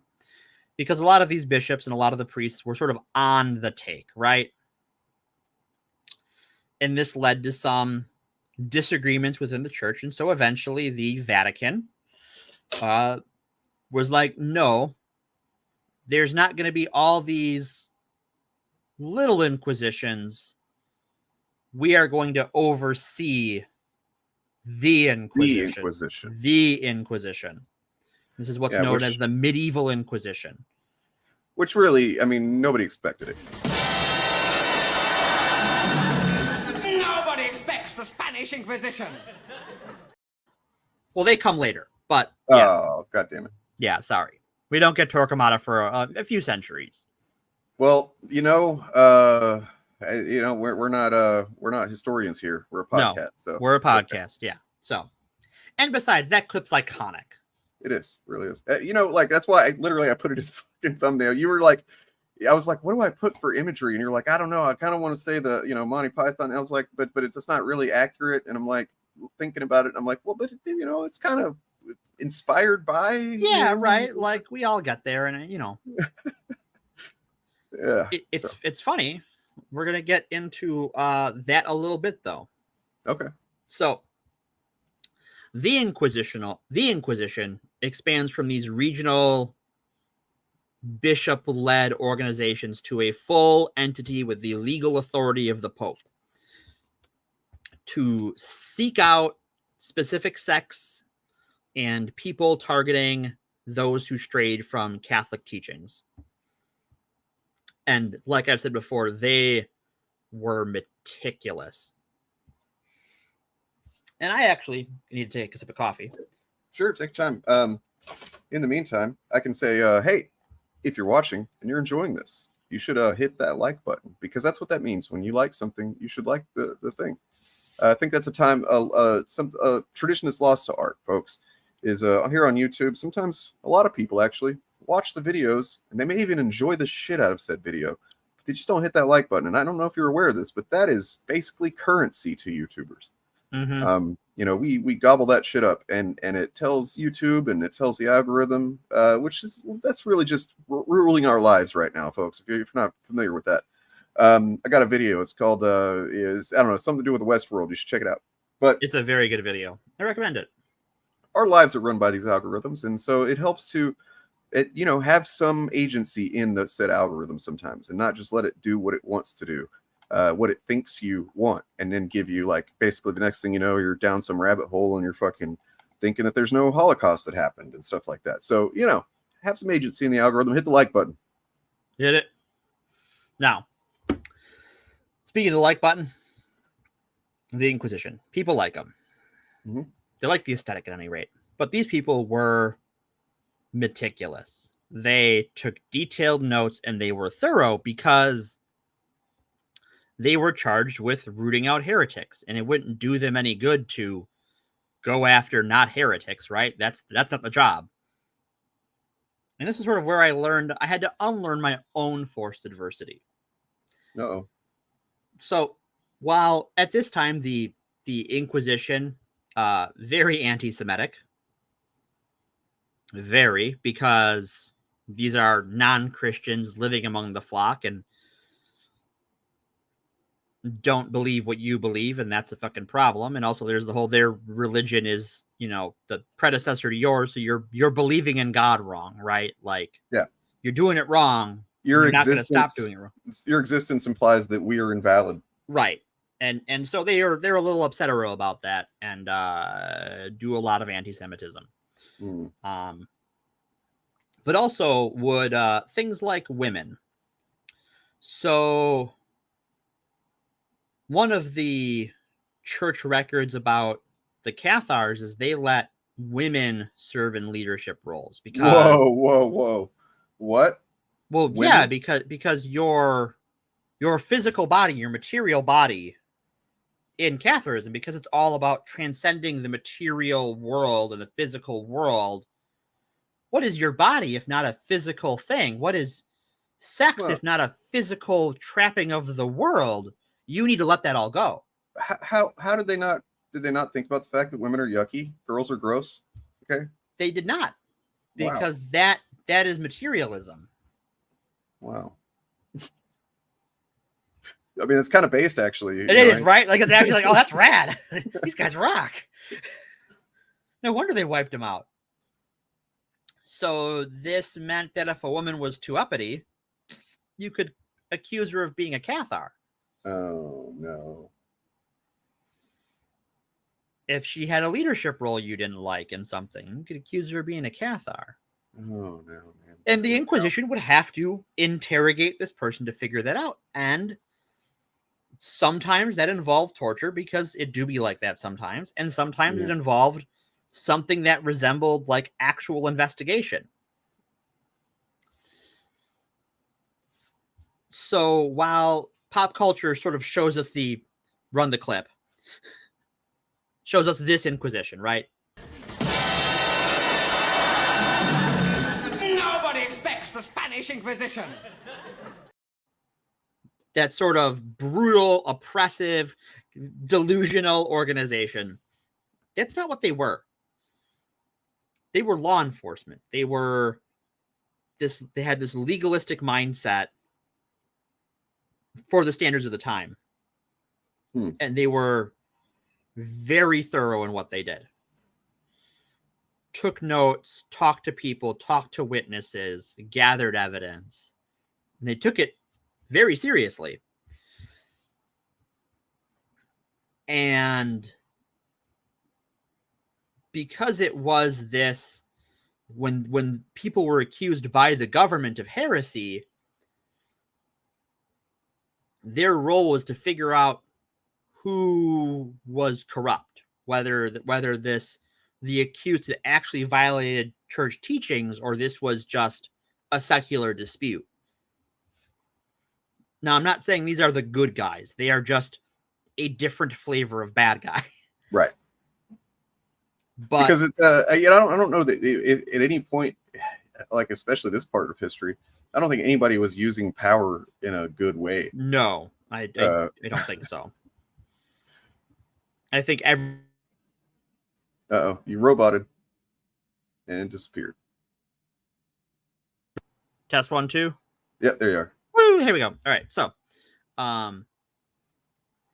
anytime someone tried to do something, moderately responsible, they were, like in this case, right? The nobles in that region were wiped out for being too nice to the Jews and too open to Islamic teaching and, too cosmopolitan.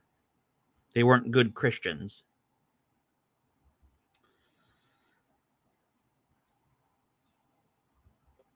Yeah, Chandler. Yeah, it's funny how as we as a society, as people, we become more fact based, and we actually have understandings of how reality works and stuff like that, and also we developed sense of empathy generally. I think although there's definitely some resistance to it, we realize how holy shit, this church thing has always been pretty terrible. Just yeah, it's kind of a shit show, but you get some interesting things where, like, and this is going to happen a few centuries after the events we're talking about today. In the 100 Years' War, there's a figure, I'm sure you may have heard of, Joan of Arc, this peasant girl who rallies the armies of France to push the English out of France. Because she was paranoid schizophrenic. I mean, she talked to God. And you know what? For a while, she did really good, right? Like, she did 6 battles, I think 6. Yeah, which is a lot back then. Yeah, I mean, for a child. For a literal child that they marched around the field, and she was just like, hey guys, we're gonna do it. We're gonna do it. Apparently, and this is fact. Apparently, she was very good at strategy. Like she just knew what tactics to employ at least those first 6 times, and then things went pretty terribly after that. But and it's funny how after that, I'm sorry, I just listened to a podcast about it not long ago. Oh, neat, cool. Yeah, so, but she gets captured by the English, and they want the Inquisition to brand her as a heretic. Mm-hmm.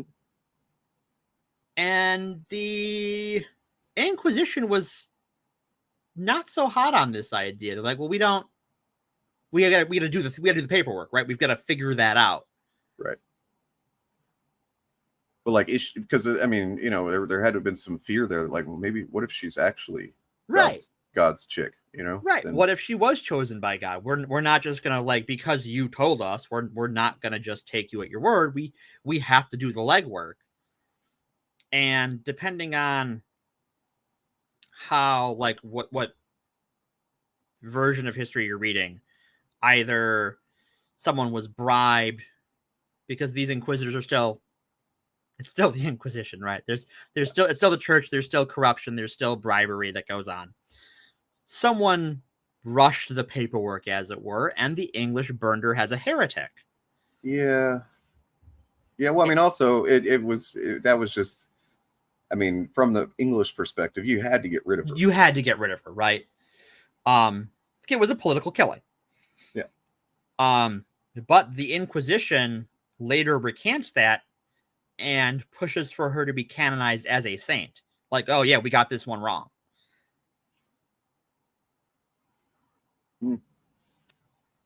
Yikes. So the Inquisition is, Julia points out, they sound like the judges from Judge Dredd. That is not inaccurate. Okay. Well, and as we all know, the judges from Judge Dredd are like just very they're objective arbiters of law, and they do a great job. They that's what they tell you. No, they're fascists. They're absolutely fascist, and I would definitely call the Inquisition fascistic. Yeah. But it had fascistic tendencies, but the real fascism hadn't really been existing. Hadn't really, because you don't have nations the same way you do now. There's not this especially when you're talking about the Inquisition, right? They're not really tied to a nationalism. They are very much religious authoritarians. Basically, fascism is once, a couple centuries later, once nation states kind of became a thing, and then we're like, wait, we can do this ourselves. We don't need the church. We don't need, right. We need a church, but it doesn't have to be that church in Rome. Yeah. We can give it a little twist. Because if the priests were on the take before, or if they're up to no good and blackmailable, who's to say you can't make them say what you want because you were already doing that, and you can just nudge it in your direction with the voice of God.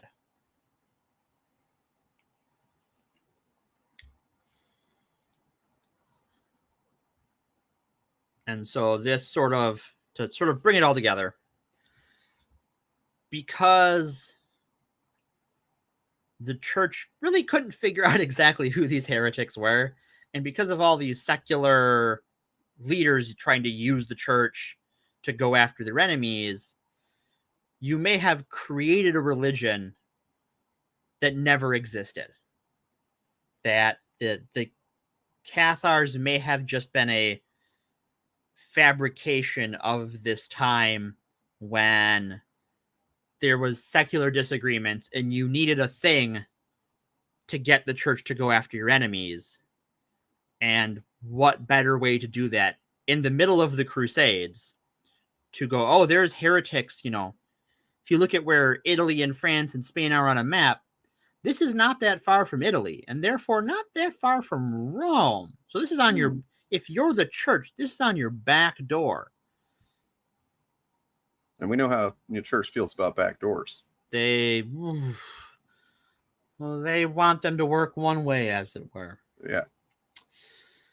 And so the record keeping develops as a result of this, but not after it's already, and not after that 1 million people or 200,000 people are dead. So we don't really know what they believed, or if they existed at all, or if they were just a fabrication, or if they did exist and were just sort of a minor sect of weirdos that the local lord tolerated because they paid taxes and who the hell cares. And the priests here are, corrupt and useless. The church found that out on their own. And they knew that the priests in the area were just collecting a paycheck, as it were.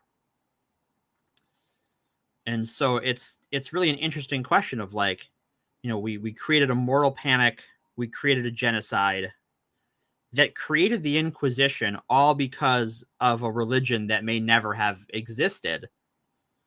I think that's an interesting thing to think about when you're talking about moral panics, is you can create them out of nothing. Yeah.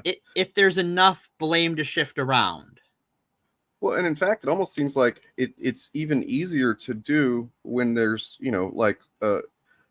just such a minor population of people that represent this thing. Because if there were a whole bunch of them, it would be really easy for, the common person to realize, oh, wait, that's not actually true. That's not true. Or if they do exist, oh, well, they're just like me. Why would they're perfectly normal. What's the deal? Mm-hmm, mm-hmm. Right. The smaller your target is, the easier it is to drum up fear. To the point where that target may not even exist. And yet the people that run these things are often able to convince a lot of people that it's just a, omnipresent, ubiquitous problem. Yep. Yeah, it's kind of interesting. I don't know that I've considered that as so far. Like, there's the several things that we've pointed out that are typically part of a moral panic, but I hadn't thought about that it's almost always that, just a very minor population. I mean, people that are watching video nasties, couldn't have been a whole lot of them, right? Right. People that the I don't know, mods and rockers situation, which we haven't covered yet, but yeah, we got to get to that. Yeah. Wow. But yeah, it's always this small population And that's one of the reasons I wanted to cover this, right? Is that like how small of a population do you need to create a moral panic? And the answer might be none at all. Zero. Well, I mean, there were probably definitely, like, I would say there's probably some people that more or less didn't agree with the way that the church represented being Catholic or being religious, you know, so like that probably existed, but the specifics and then the idea that this was some bad problem that existed over there, probably, yeah, wow. Right, because like the anti-clericalism is certainly a thing that existed. We knew that there were people who were protesting the clergy, but what we think they believe is entirely written by the people who killed them. We don't know what they actually believed. If it was, well, you told us that, you read us the Sermon on the Mount and talked about how the poor will inherit the earth, and we wonder why you're taking all this money, Father, and can't have that. Can't have that. Pope needs a new gold toilet. I have a gravy train to maintain. I did want to say it's convex, not concave. But yes, that is true. And I only know that because I just listened to a podcast about it. There you go. And that accusers, you should be skeptical of an accuser when they have a status quo to protect, right? That so much of this story is about the church trying to protect its status quo and nobility and kings trying to protect their status quo. It is reactionary in nature, right? You can't have a moral panic without something you are trying to preserve. And it may not even be the thing you are going to create the moral panic about, but there is some disruption to your status quo and you want to stop that disruption. Right. And I think this is why you look at least politics in America, why it's so tied to the culture war, whether it's racism or anti-LGBT stuff, or a decade and a half ago, you panic about Muslims, religious panic.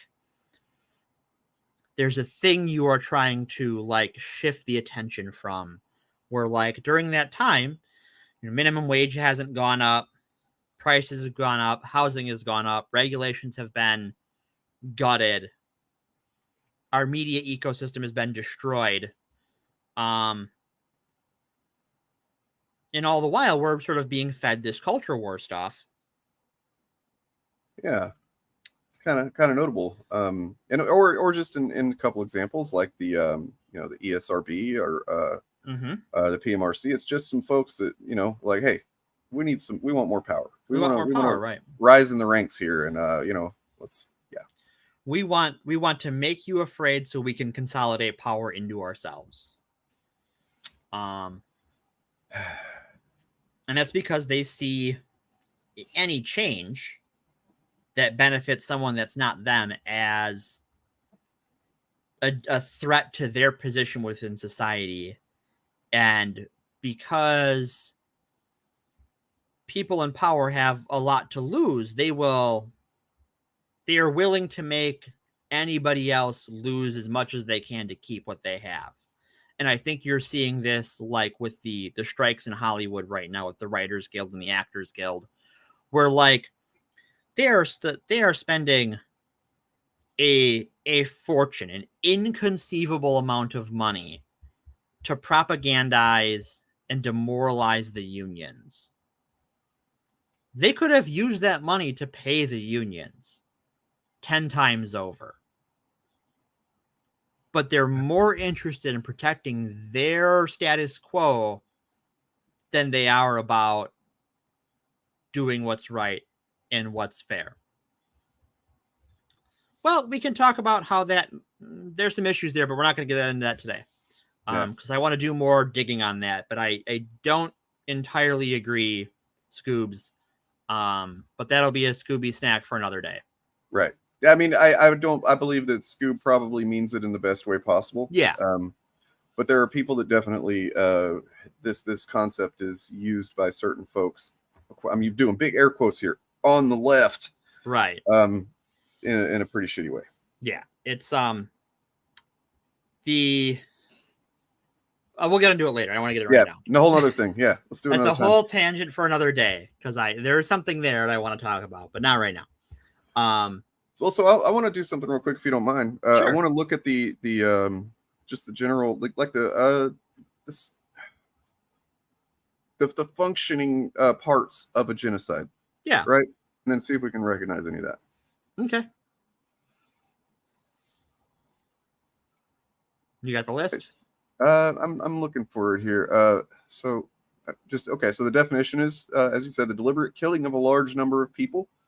But wait, we said it was a small number of people. So, well, large in the sense that people shouldn't be killed. Like if, yeah. So this is just the first definition, real quick. And why is Google doing this thing? I need to turn off this AI bullshit that is trying to get me to do. Google is so fucking useless now. Oh God! And like the ads that come up, so bad. Oh, so actually, I'm actually happy with this because when the ads come up, it's got like a white border around them that kind of like more clearly shows that these are ads. That's good. Let's go to good old Wikipedia, the source. The source. Yeah. It's the intentional destruction of a people in whole or in part. In 1948, the United Nations Genocide Convention defined genocide as any of 5 acts committed with intent to destroy, in whole or in part, a national, an ethnical, a racial, or a religious group. These 5 acts were killing members of the group, causing them serious bodily or mental harm, imposing living conditions intended to destroy the group, preventing births, and forcibly transferring children out of the group. Wow. Victims were targeted because of their real or perceived membership of a group, not randomly. Mm-hmm. So, yeah, and as you talked about, Raphael Lemkin. Yep. Which I think that was the name of the lawyer in Battlestar Galactica, actually. Not Raphael, but Lemkin. It might be. It's been 20 years since I've seen Battlestar Galactica, so. And I wasn't wrong, completely wrong, because in his book, Axis Rule in Occupied Europe, combining the Greek word, which was for genos, which means race or people, with the Latin suffix cato, act of killing. Mm-hmm. So, let's see. So he said, new conceptions require new terms. Did you already say this part? No. Okay. This is his quote. By genocide, we mean the destruction of a nation or of an ethnic group. Yeah. This new word coined by an author to denote. This is actually not. This is about him. Yeah. I did read this quote. I see. I thought it sounded familiar. So prohibited acts. The Genocide Convention established those 5 prohibited acts. And then wanted to go over them and sort of touch on where we get those in this thing. Yeah. Well, I mean, I was gonna kind of, because I was gonna try and kind of connect it to current day a little bit. So go off, King. Well, I mean, have a conversation, not necessarily lay it out, but like, okay, so just right off the bat, we got acts committed with intent to destroy, in whole or in part, a national, ethnic, racial, or religious group. And some might say that's too broad. Like, how can you kill a large group of people without it being a genocide almost, Yeah, maybe. But why are you killing a large group of people? Why do we got to add all these gross words to things, like these bad labels, everything? Oh, I'm just kidding. Well, right. Well, like, why, to meet that, if someone was making that argument in good faith, one, why are you trying to kill a large group of people in the first place? Like, what the fuck is wrong with you? Like, what has led you to do that? Probably something pretty shitty. I mean, there's really no justification for it, I don't believe. It's just no whatsoever. I mean, like,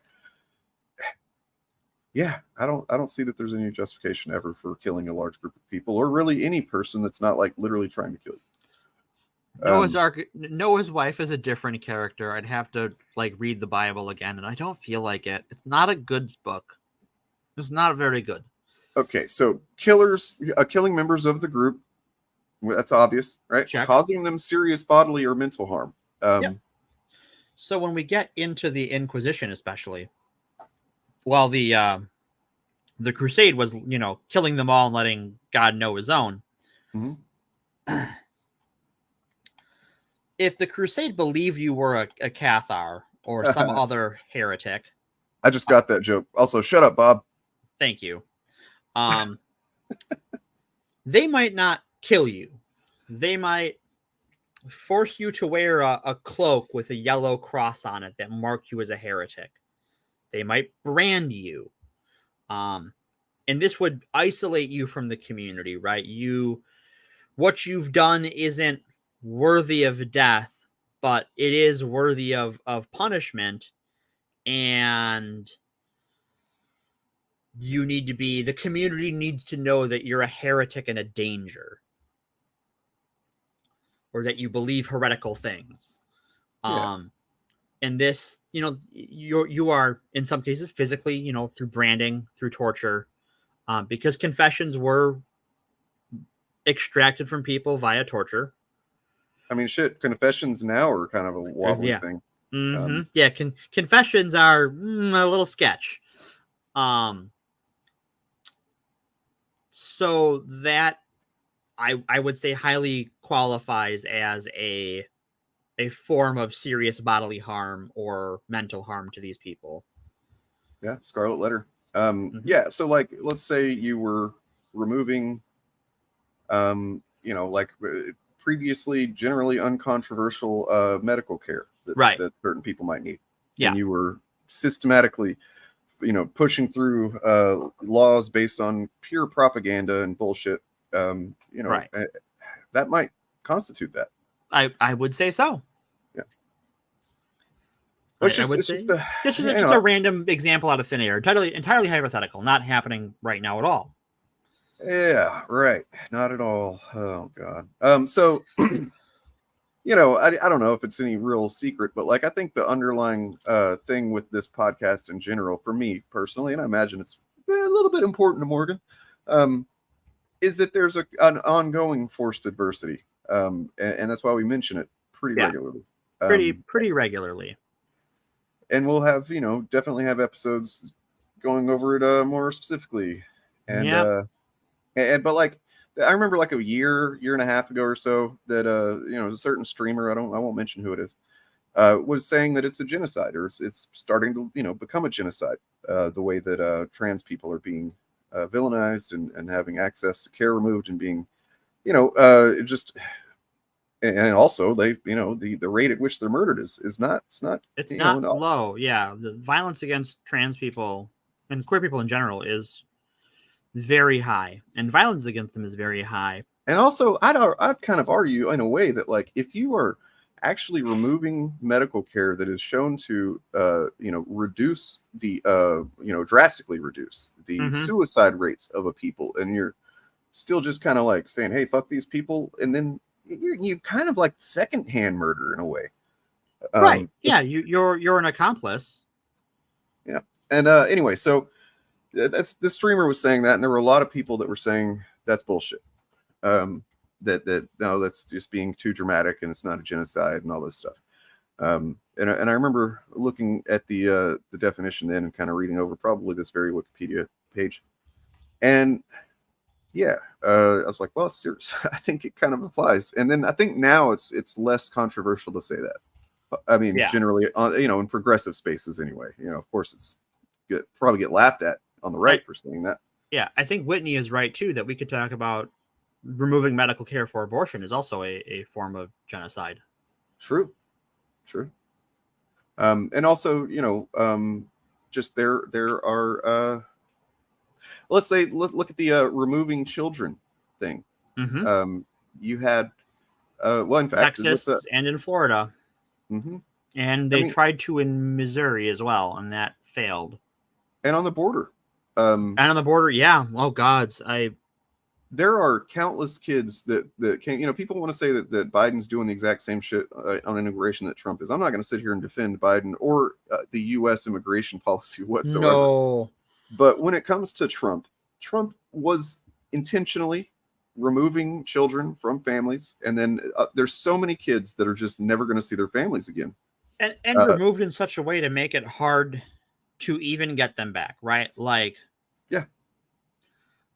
So like these kids get put into foster systems, and because that removes them from federal custody, let's say you want to do it the right way. And like the Biden administration has a policy where like, if you came here and the government separated you from your child, and the Biden administration will give you a visa and a work permit to be in the country temporarily to restart your family with a child, to get your kid back. Well, the problem is that kid is out of the federal system. So even if you can find them, you have to go to a state's foster care system and try and get your child back from there. And some of those systems are not, not going to be helpful in that. And in most places, you're going to have to go before a judge. And even if that judge wants to help you, the laws in that state might not let him. Yep. And so the whole thing was designed to just cause as much misery at every level as possible, and to take years to sort out.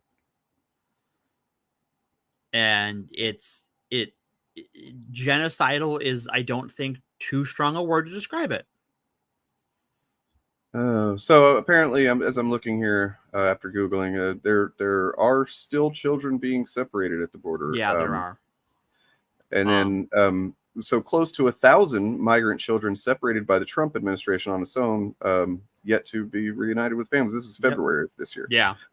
And also, I didn't know this, U.S.-born children, too, were separated. Yeah, because there are U.S.-born children who might be born to parents from another, born in another country, or just American citizens who don't speak English. Because despite what they tell you, America does not have a national language. You do not have to speak English to be an American citizen. And you never have. Nope. And so if you're, a racist cop in ICE, which is kind of redundant, you don't fucking care that they've triple redundancy. That's triple redundancy. Yeah. You don't care that they tell you they're an American citizen. That driver's license is probably fake and they don't speak a word of English. Yep. And you're an infallible cop. Yeah. So just like abolish ICE is abolish what I'm ICE. saying. Fuck them. Fuck them in the worst ways possible. Fuck them. Yeah. And in Texas, they're doing this cause serious bodily harm thing too, and inflicting dangerous conditions on a group in Act 3, where they have taken segments of the Rio Grande that are state property and booby-trapped them, which is illegal under national and state law. You can't just fucking set traps in a river. Well, yeah, we talked about Ron DeSantis being a huge fucking scumbag. Let me fucking go off about goddamn fucking what's his name? He was Greg Abbott. Yeah, he was my governor briefly before I left. But before that, I've hated this motherfucker for a long time because I was on probation for a while. Oh in Texas. My God! Yeah. For a couple of something. I'm not going to get into it, but it really was something I shouldn't have been necessarily. Right. But I completed it, I did it all and got done with it and stuff. And it's like off my record now. So that's good. But at the same time, he was the fucking attorney general before he was governor. So every single piece of paper that I ever saw from the fucking probation office or, legal or whatever had his goddamn name on it. And I was like, fuck just that kind of, the only guy in a wheelchair that I honestly just like hope he gets in a double wheelchair situation. I don't know. So, yeah, because this, to bring it back to what we're talking about and sort of the these are the people who, in our story today, in our discussion of the crusade against the Cathars, these are the people who are just trying to protect their secular power.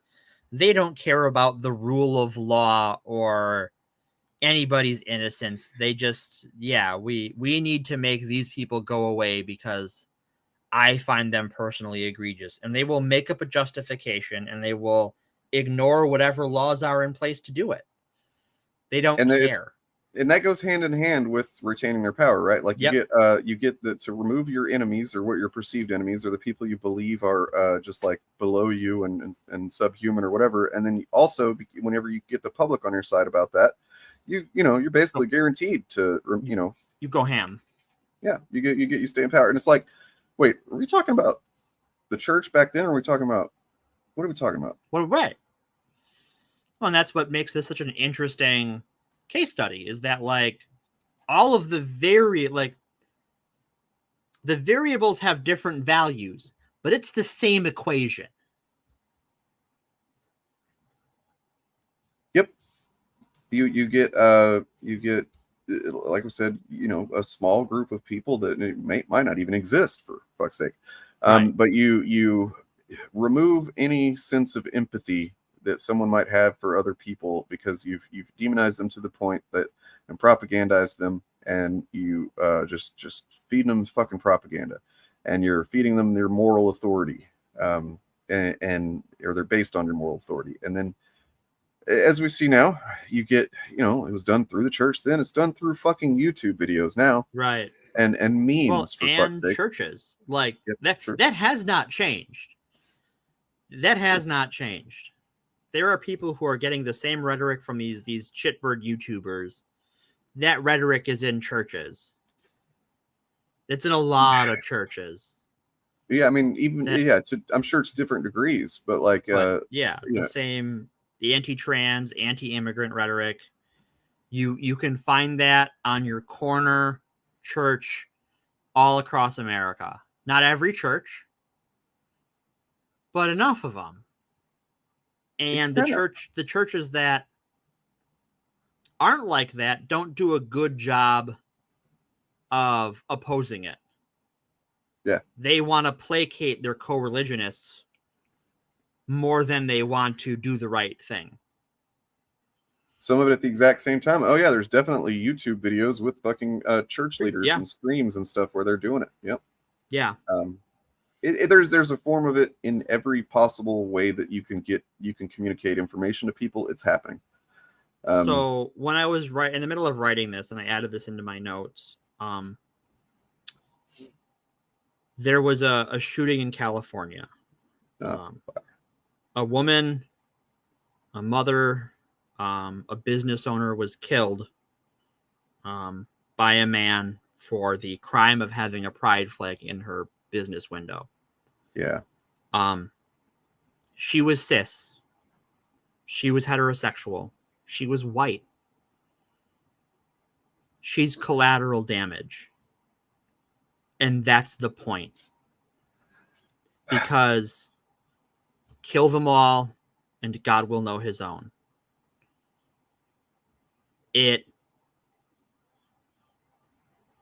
Creating collateral damage and attacking allies is the best way to isolate a minority. Tamp down allyship. Yep.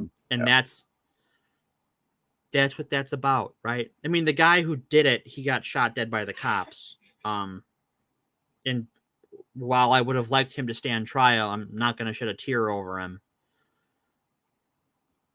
They, looked into his social media and his media history, and it's exactly what we all expect. Is it? It's the usual suspects. I might have to be sure to point that out on Wednesday. And being a good person shouldn't cost so much. And being an empathetic person shouldn't cost you your life and shouldn't deny a family their mother, deny their spouse, partner. Look, the thing is that the reason that there's so much aggressive shit happening from the right about this is because generally they know that most people don't side with them on shit. Right. Most people don't. So like if it was just,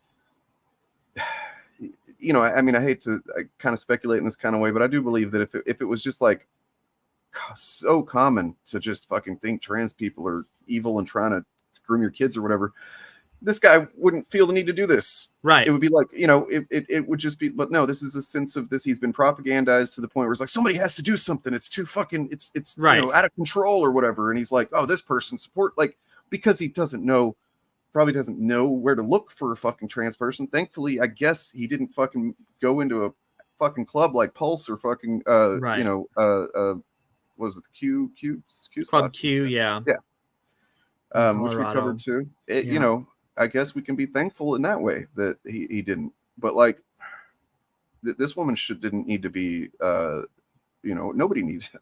No. It's fucking upsetting. It's a holy war, and that's what these agitators are calling for, and it's true. Their followers will oblige them, as history has taught us. And you might ask, like, it's a holy war? No, it's like a political. No, well, the thing is that the right has fucking merged these two things. Yes, very successfully, very, very successfully. They now see America as, you know, basically being in churches played a big role in this, as like God's country, right? We're God's chosen country. White people are God's chosen people. You know, and this is the traditional heteronormative family values thing. That's the way God wants it. And so anything against these things, clearly it's got to go. It's got right. And never mind that God's against a lot of things. The Bible is a dense ass book, and that motherfucker, because it's a bunch of different books with a bunch of different motivations and goals and prohibitions, God's against a lot of fucking shit. So and they don't fucking care. I have not heard about that sketchy. And yeah, while I searched for shooting, because I wasn't sure until you got a few more sentences in that you were talking about the one from the other day. So I searched shooting and I found that. Oh my God. White Florida shooter killed 3 black victims with guns bought legally. Well, yeah, of course, because that's. And then because, you know, as all of these people are fucking cowards, you know, he took the easy way out. Right. He punched his own ticket. Pointless waste of life. So much, you know, and in a Dollar General store, because it wasn't like something where there was no connection between these people. Obviously, you know, it wasn't like a disagreement, or unless there was some bullshit disagreement in the store. But I doubt that was even a factor. Yeah, it's just some fucking psycho. You know what tells me that it was he went there to do violence. Guns, plural. It's not like he was carrying concealed and got in an altercation and opened fire. Guns, plural. So he left behind, it was definitely racially motivated. He left behind several manifestos for media, his parents, and law enforcement detailing his hatred for black people. There was no criminal record. There was nothing. Adding, the only thing that was on file was a domestic violence call with his brother. There were no red flags. Let's see.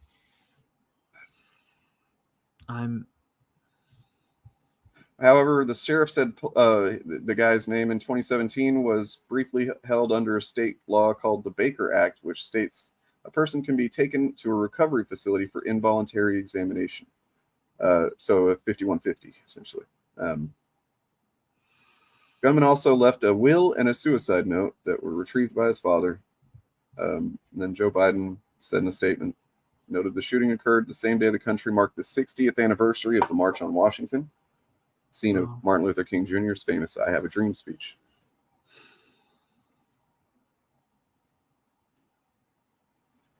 And then Biden said further, sorry, there was a separation in the article, thought it was over. We must refuse to live in a country where black families going to the store, black students going to school live in fear of being gunned down because of the color of their skin.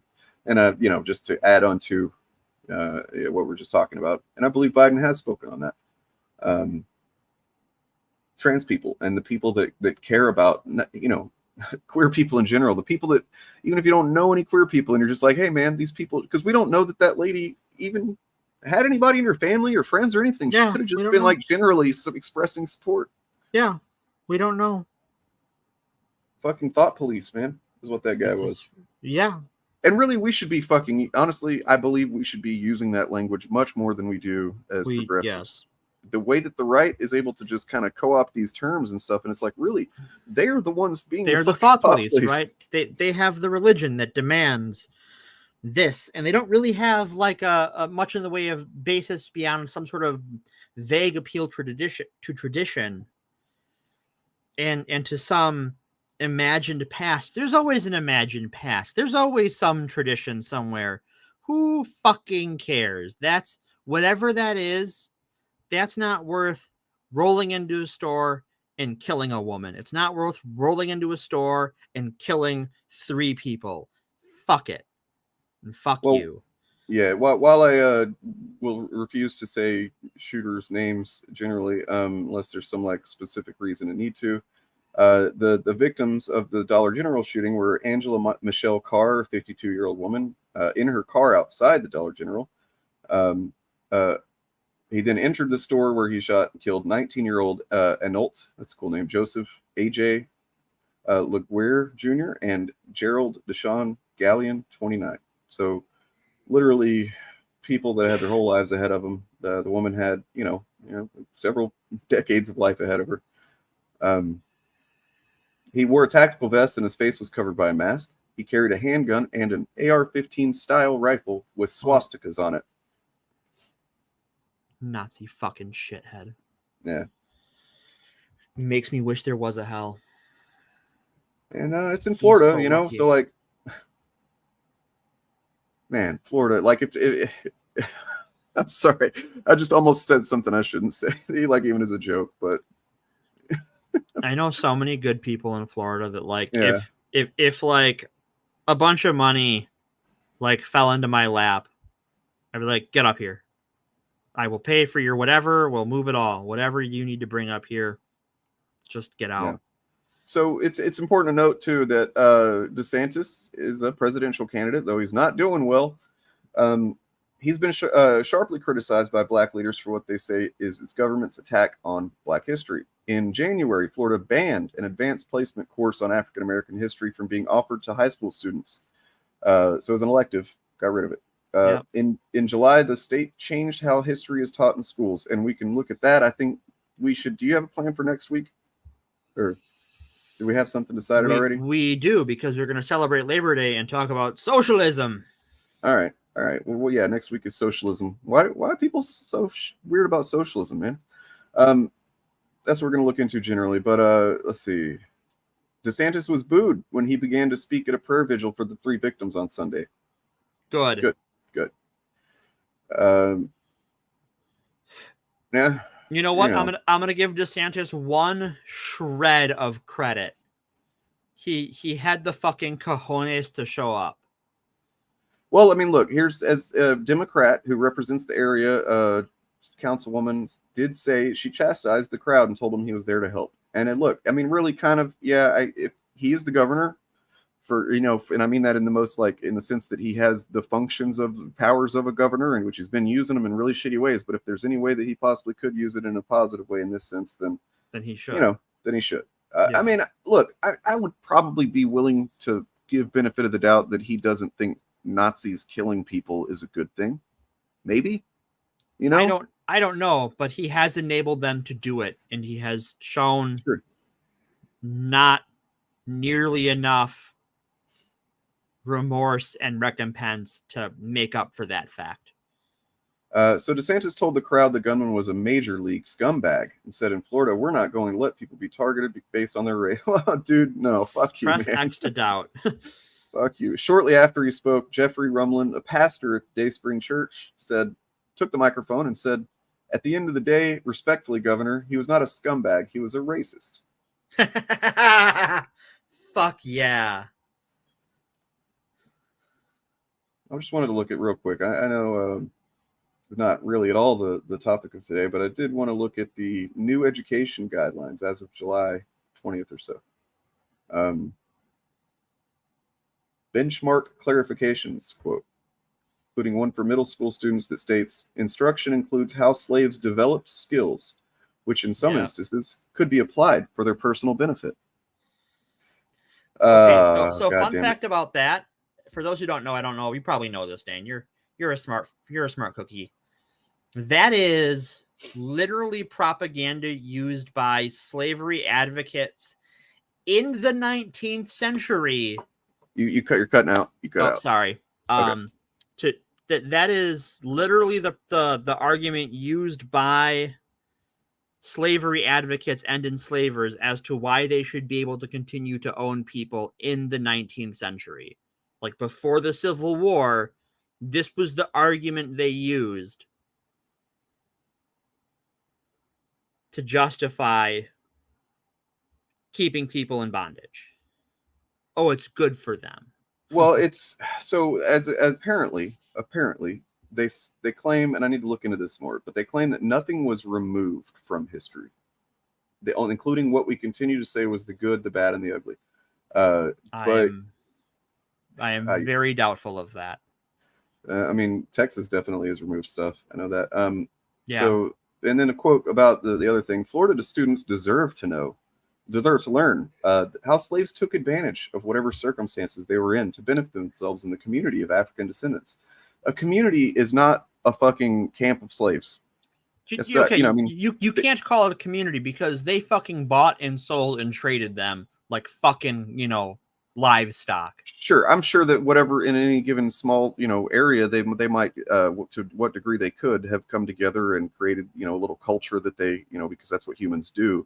But you cannot call that a community in the sense that they like decided to be there together. Right. Yeah, they made do. Yeah. And look, the whole thing with they learn skills.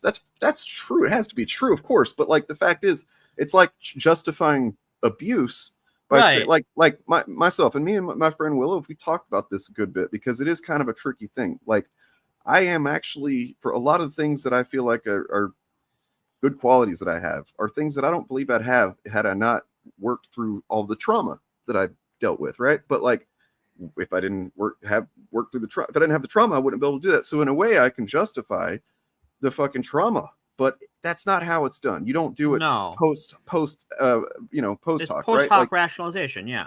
You don't, it's like the idea that, if you are driving erratically just all the time because it's fun or whatever, and you happen to hit somebody and that guy dies, but then the police find that, he was actually a serial killer or something like that. You've killed a serial killer. It's like, that's not a justification. That's not what happened. You committed reckless manslaughter, reckless homicide, and the person you killed happened to be a serial killer. Right.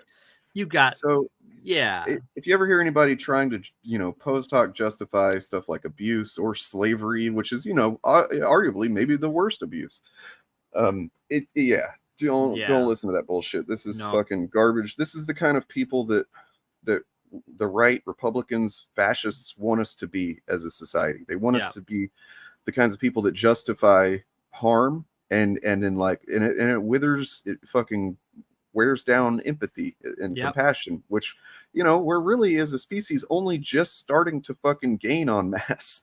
Like we're only in the last maybe century or so have like started to kind of really grow our empathy gland. Well, our technological development outpaced our emotional maturity as a species, and by a few centuries, probably by a few centuries, and we got to the point where we came to a precipice and we saw what we could do to each other on an industrial scale between the Holocaust and nuclear weapons and even things like the machine gun.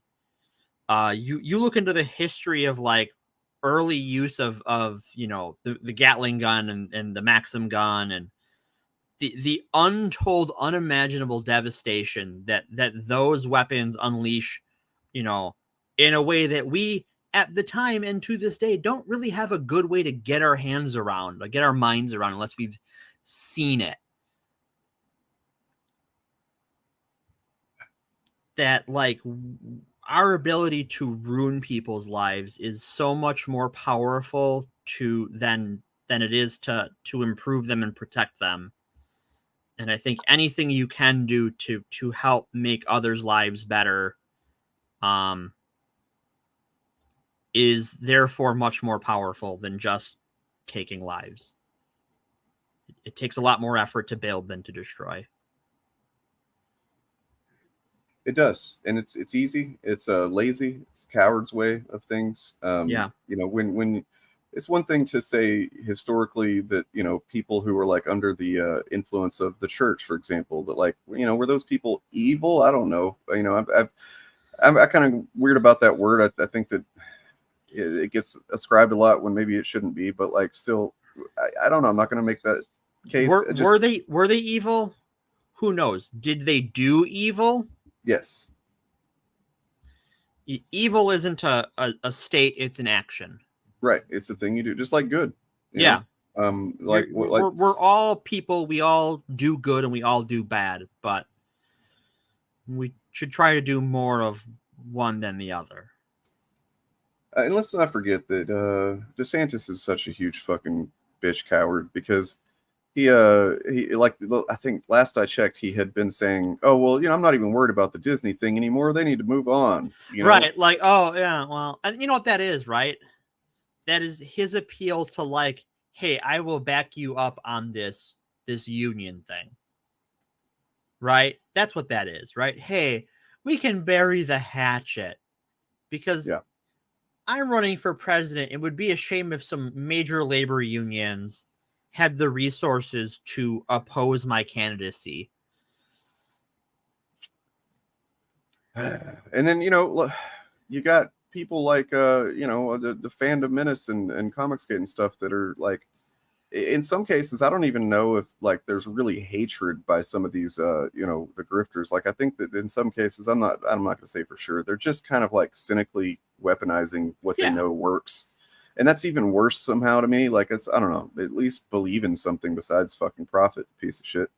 But no, don't believe in, you know, people being less than you. That's not a good thing. Well, I think they have to believe in that on some level to do what they're doing. If they saw black people as people, they wouldn't do what they did. They wouldn't go on and on about the Little Mermaid.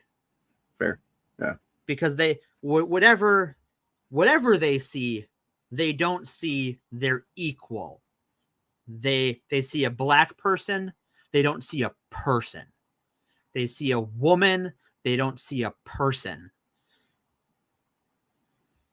True. Yep. And we have the detriment of we still see these scumbags as people because they are, but they're still fucking scumbags and we still got to put them down. Old Yeller. Place. Yeah. That's my stance on it, Old Yeller. Also, you can't trust somebody like this.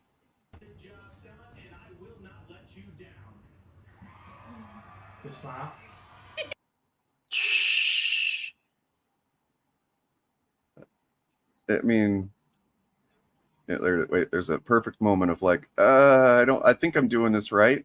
Oh my God. Am I doing it? Am I doing it?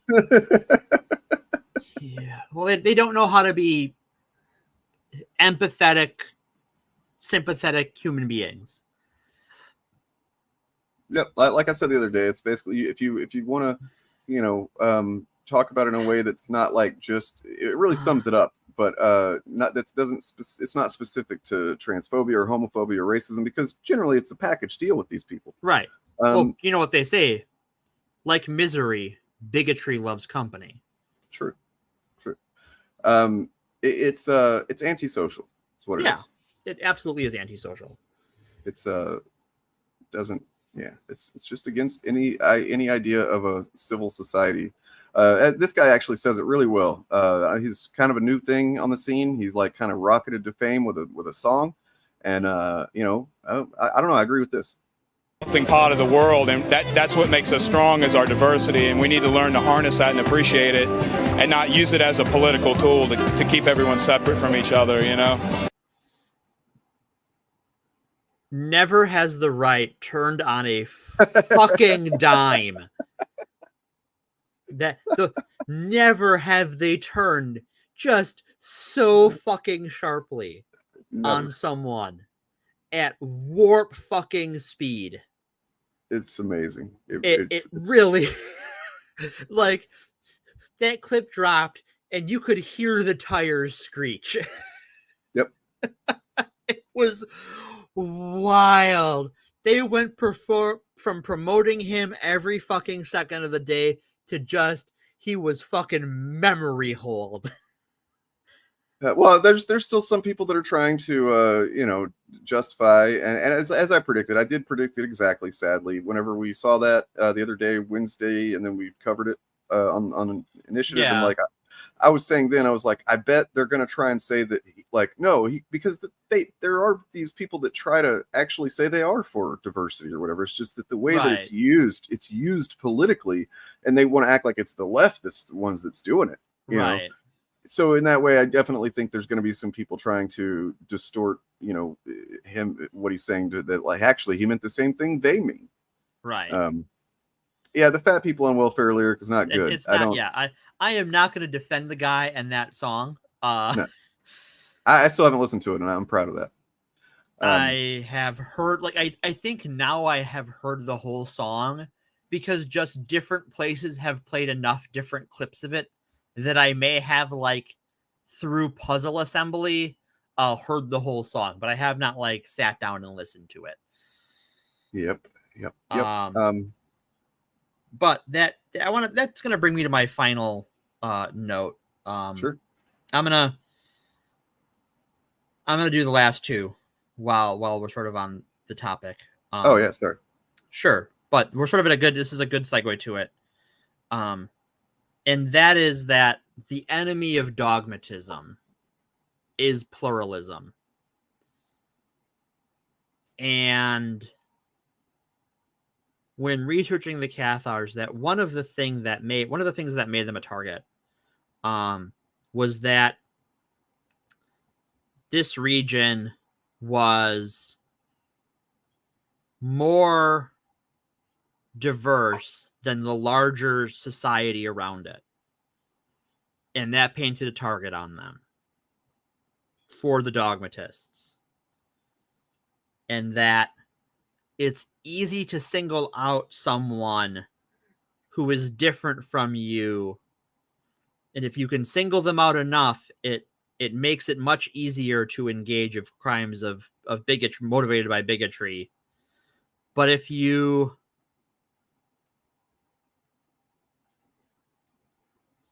get to know those people who are different than you, you'll find out that in most cases, they're just a lot like you. They're different, sure, but folk are still folk. And I just want to say also that, like, I don't care what side of the political spectrum you're on. I don't care if you're queer, if you're a person of color, whatever. Like, dehumanizing people constantly is fucking not good. No. Okay. And I'm sorry. I meant to put them in a timeout. I think I accidentally banned them. Someone who just does that a lot in chat, and I'm fucking sick of it. I'm sick of telling them that they shouldn't be doing that. Fantasizing violence on people, even if they are the biggest pieces of shit in the world. I just don't want it in my chat. Yeah. So yeah. Sorry. Just think about it. Like it's a cruel world, and you can do better by not adding to it. The emotions you may feel and are valid. Like, that is something that's important to keep in mind. That, like, yeah. But you're not helping yourself by letting that drive you in that direction. If I have to take up some arms because some fucking Nazis are rolling through my town or whatever, I'm not gonna be doing it because I am fucking enjoying or fantasizing about it. I might find a little bit of pride in it after, but like, yeah, it's not something that you should want to do. It's not something you should spend time thinking about, unless you know, or really at all. So, you know, I'm sorry, did you get to the other one? So the other one, and this comes before that one, but it's sort of co-equal. And that is that this is the importance of the separation of church and state. Because this doesn't happen if you don't have a strong papacy mixed with a, you know, authoritarian secular government, right? You have the rule, literally the divine right of kings. The king is in charge, and the king is on charge of behalf of God, and the church speaks for God.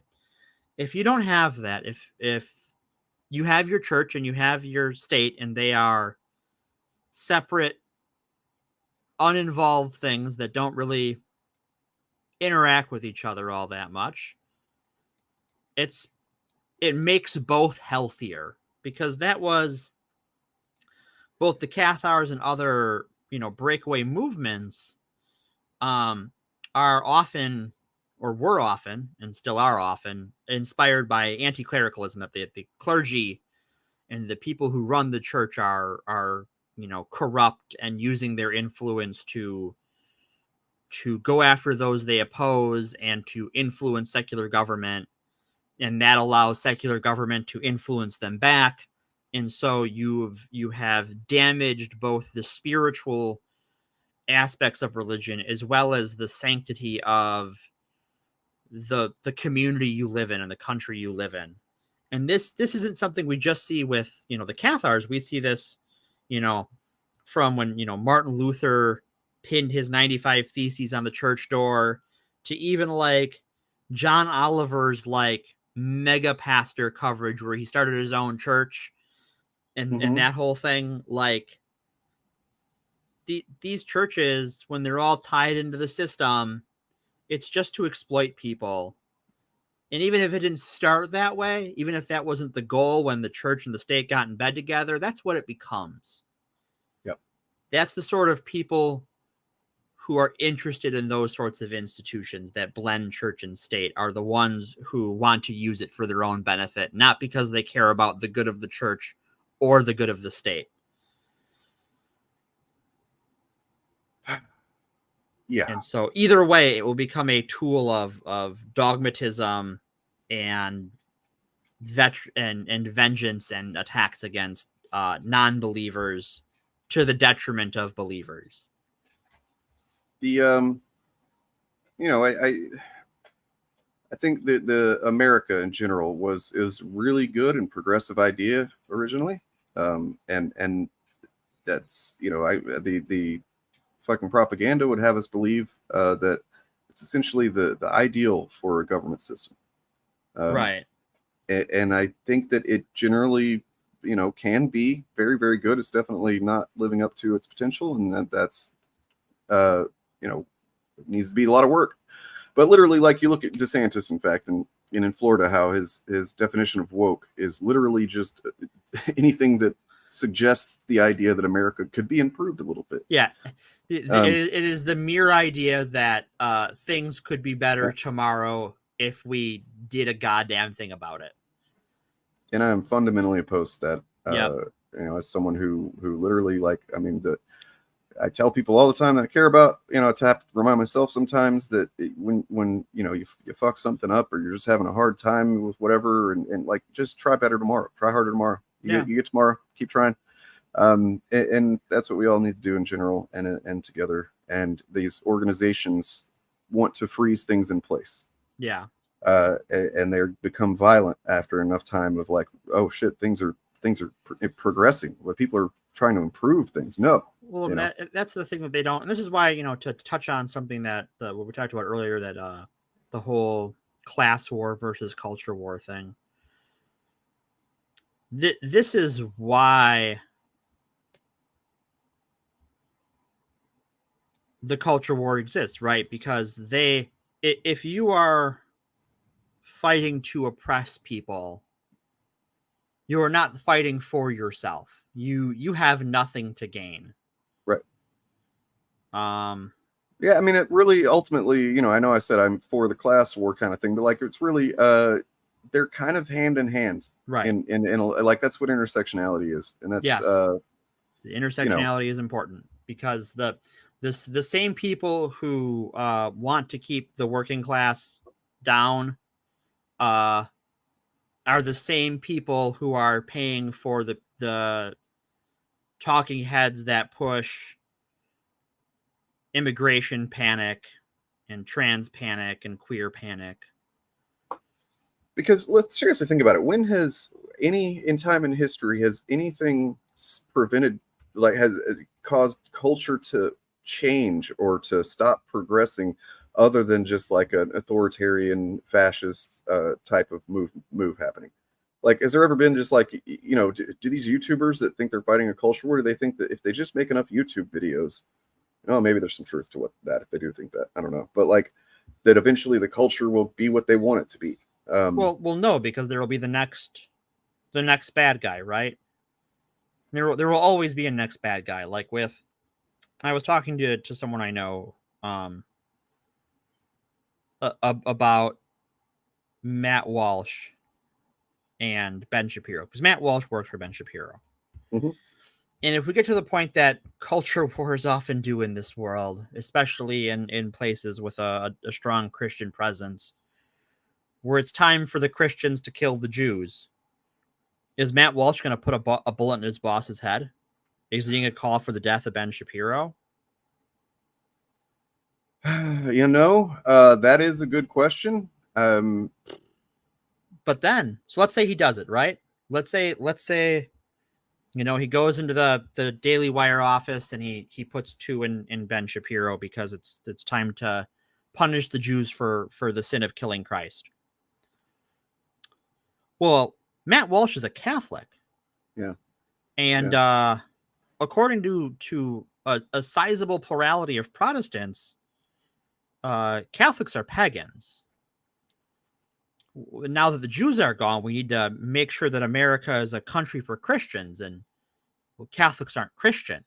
Yep. So who's going to put the bullets in Matt Walsh's head now? And that is what fascism is. It is a fucking just pure. It's a death cult. It's a death cult. It's the ultimate end goal. The only possible logical outcome is death, and to where is to kill the next guy. That's half of it, Philip. I would suggest watching the video that's on my suggested video on my channel. If you haven't, it's called these fans are political predators.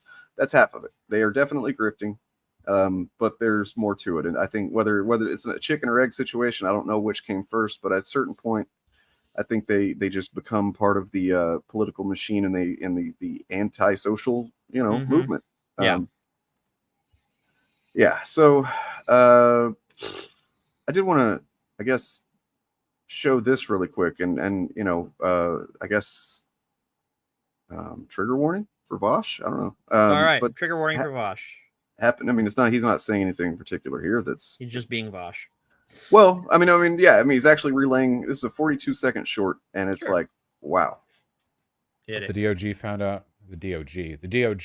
out that the Southern Baptist Church has about 400 pastors convicted of sex crimes and pedophilia against 700 victims. Yeah, that about tracks. Literally no outcry from Republicans, like literally nothing, even though this right here is more cases of child abuse from this specific group of pastors than has ever been found against like a trans, drag queen, whatever.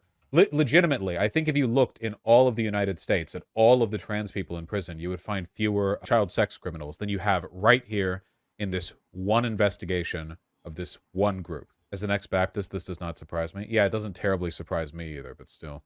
My goodness. Yep. Once again, pedocon theory reigns supreme. Confirmed. It's literally in my folder, my pedocon folder. And like, Julia, if you're seeing us doing this content, whether it's me and Morgan here, or it's the initiative, or me on Friday nights or whatever, if we're still doing it, then that's the reason we're doing it. And it's the reason why anybody is it's the reason why that woman had that flag. Yeah. Because she believes it. And, and there are people that want to make people not believe that. There are people that want to wear us down and create, a society full of people that just like, we don't value ourselves. We don't value each other. We just value being tools of the state and subjects of the powers that be, because that's how things used to be.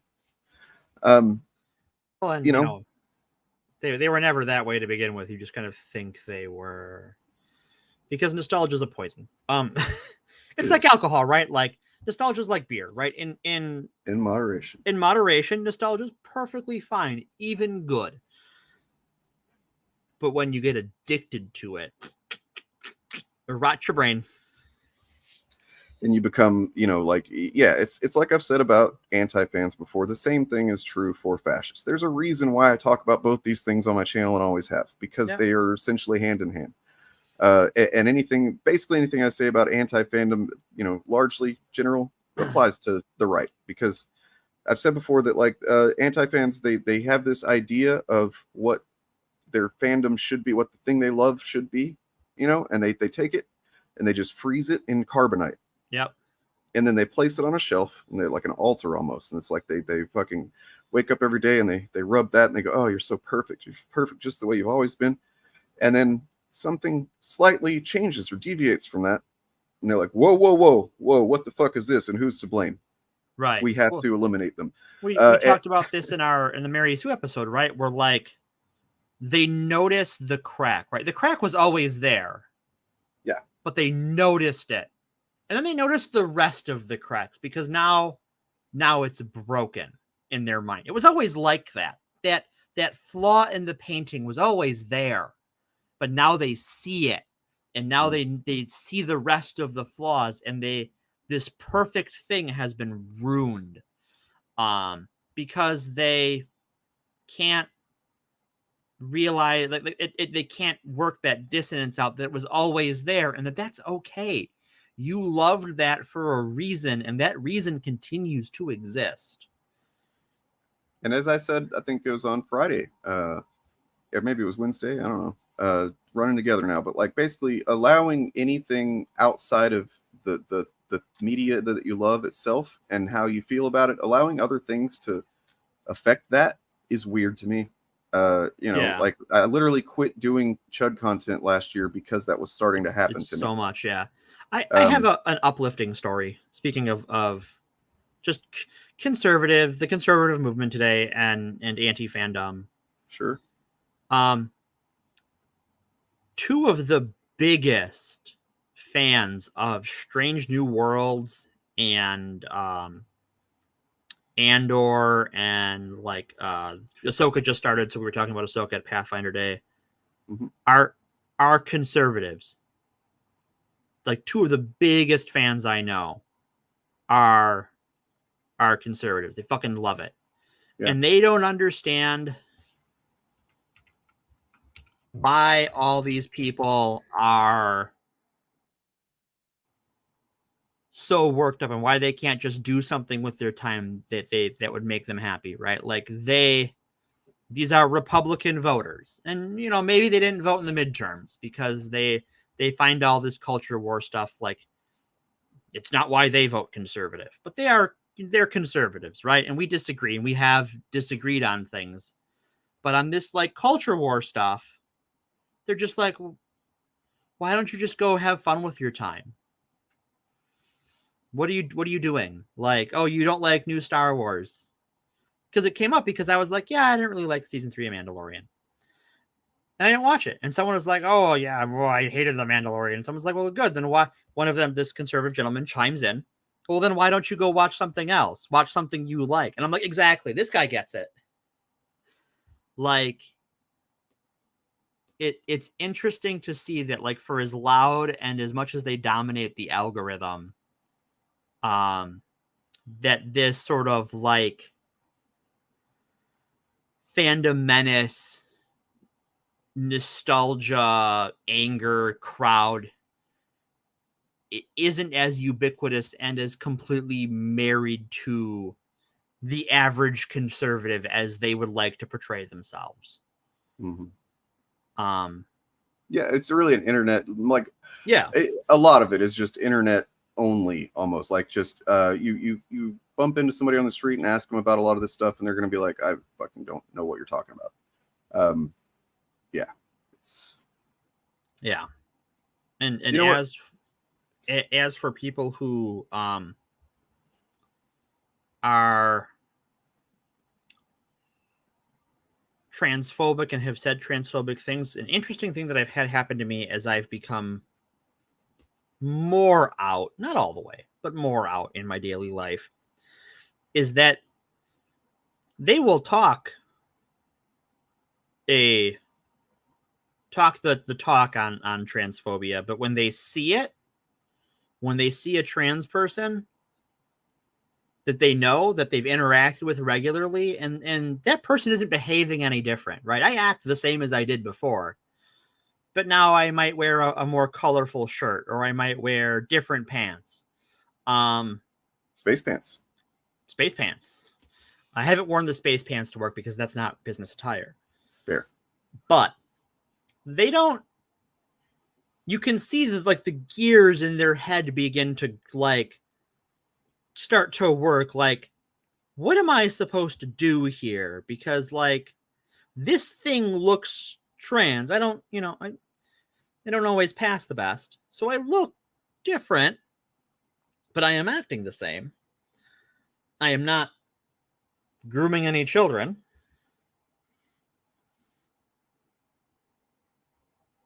But so this person who I work with has to, like,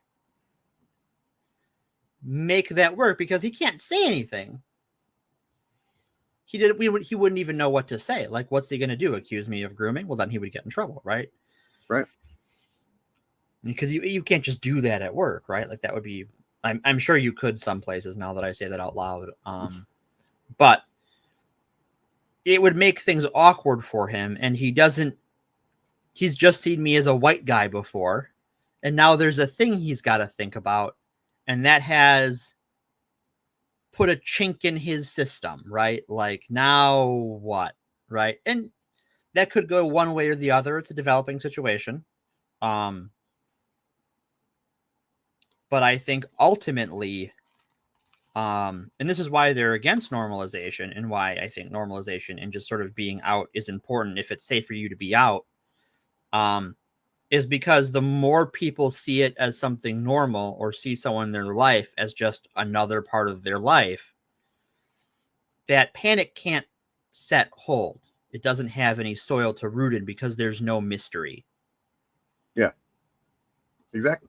Yeah, there's no, you nailed it. I'm not going to add on to that. Sorry. Well, thank you. Just in general, it's I was trying to find a video and I'm not able to. That's fine. So in that with that in mind, I will just say here's the fucking thing. Okay? Here's the fucking thing. Right? All right. Don't you ever get tired of being liars? I'm not going to entertain an argument on this front. You are liars. I don't care about you. If you want to tell me you're not a liar, that's just you lying about being a liar. That's conservatives. And look, like, if TJ can change, anyone can. Literally, that was like, I gotta try and get an interview with this guy, and you did. It was a good interview too. I remember being like, I was much less confident with like talking to other people than I am now. I wasn't really streaming as much yet, I don't think. Yeah, you had just started streaming. And I definitely was not like, I mean, this is a guy who my history of YouTube is directly, like, watching it is directly tied to him, because until I like found his and a couple other channels, I would just use YouTube for like movie trailers and music videos and shit. And then I was like, oh wait, you can talk about this stuff, and generally meaning being the atheist parts, which is what drew me. So real quick, I did want to kind of get everybody's let's see, everybody's take on the new branding. That's okay. Got some new branding in case you haven't noticed. And this is because, I mean, not that there's anything wrong with the old branding, but I literally created that in a 10-minute thing. Whenever for those who don't know, Forced Adversity was originally, I used it as it was going to be the name of the show on actual context anytime that I happened to cover anti-fandom, because back then I thought I'm not going to cover it all the time, but anyway. And then anyways. So it's just going to be Forced Adversity is the name of the show, and I did like 1, maybe 2 videos like that. The first one was the one that had Doom Chud, and I talked about Star Trek and being woke and how I used a clip from the one episode. We just watched it. Me and Turf did. I need to edit that video. What was the name of it? Shit. The one with the no gender character. Right. That whole race. But yeah, I used the clip of that person, them, giving their speech about this is who I am and it's not like something wrong with me or whatever. Good shit. Anyway, what's not good shit is that episode was not meant to be about trans people at all. It was actually meant just gay people, and in that way it's kind of fails. Anyway, yeah. Point being, I had never put like intention behind it. I was just like, I had the idea loosely in my head that I wanted to convey, like the horror comics, right, of the 50s that were such a big deal, which we've covered and probably cover again. So that's what the branding's always been about, and I just kept using the same font and whatnot all this time, and I've gotten some new fonts, and I decided to give it another go. So we've got, get these open here. We got, that's it. That's the lettering. That's the way it's looking. I also really like this color combination. I think it's appealing. So,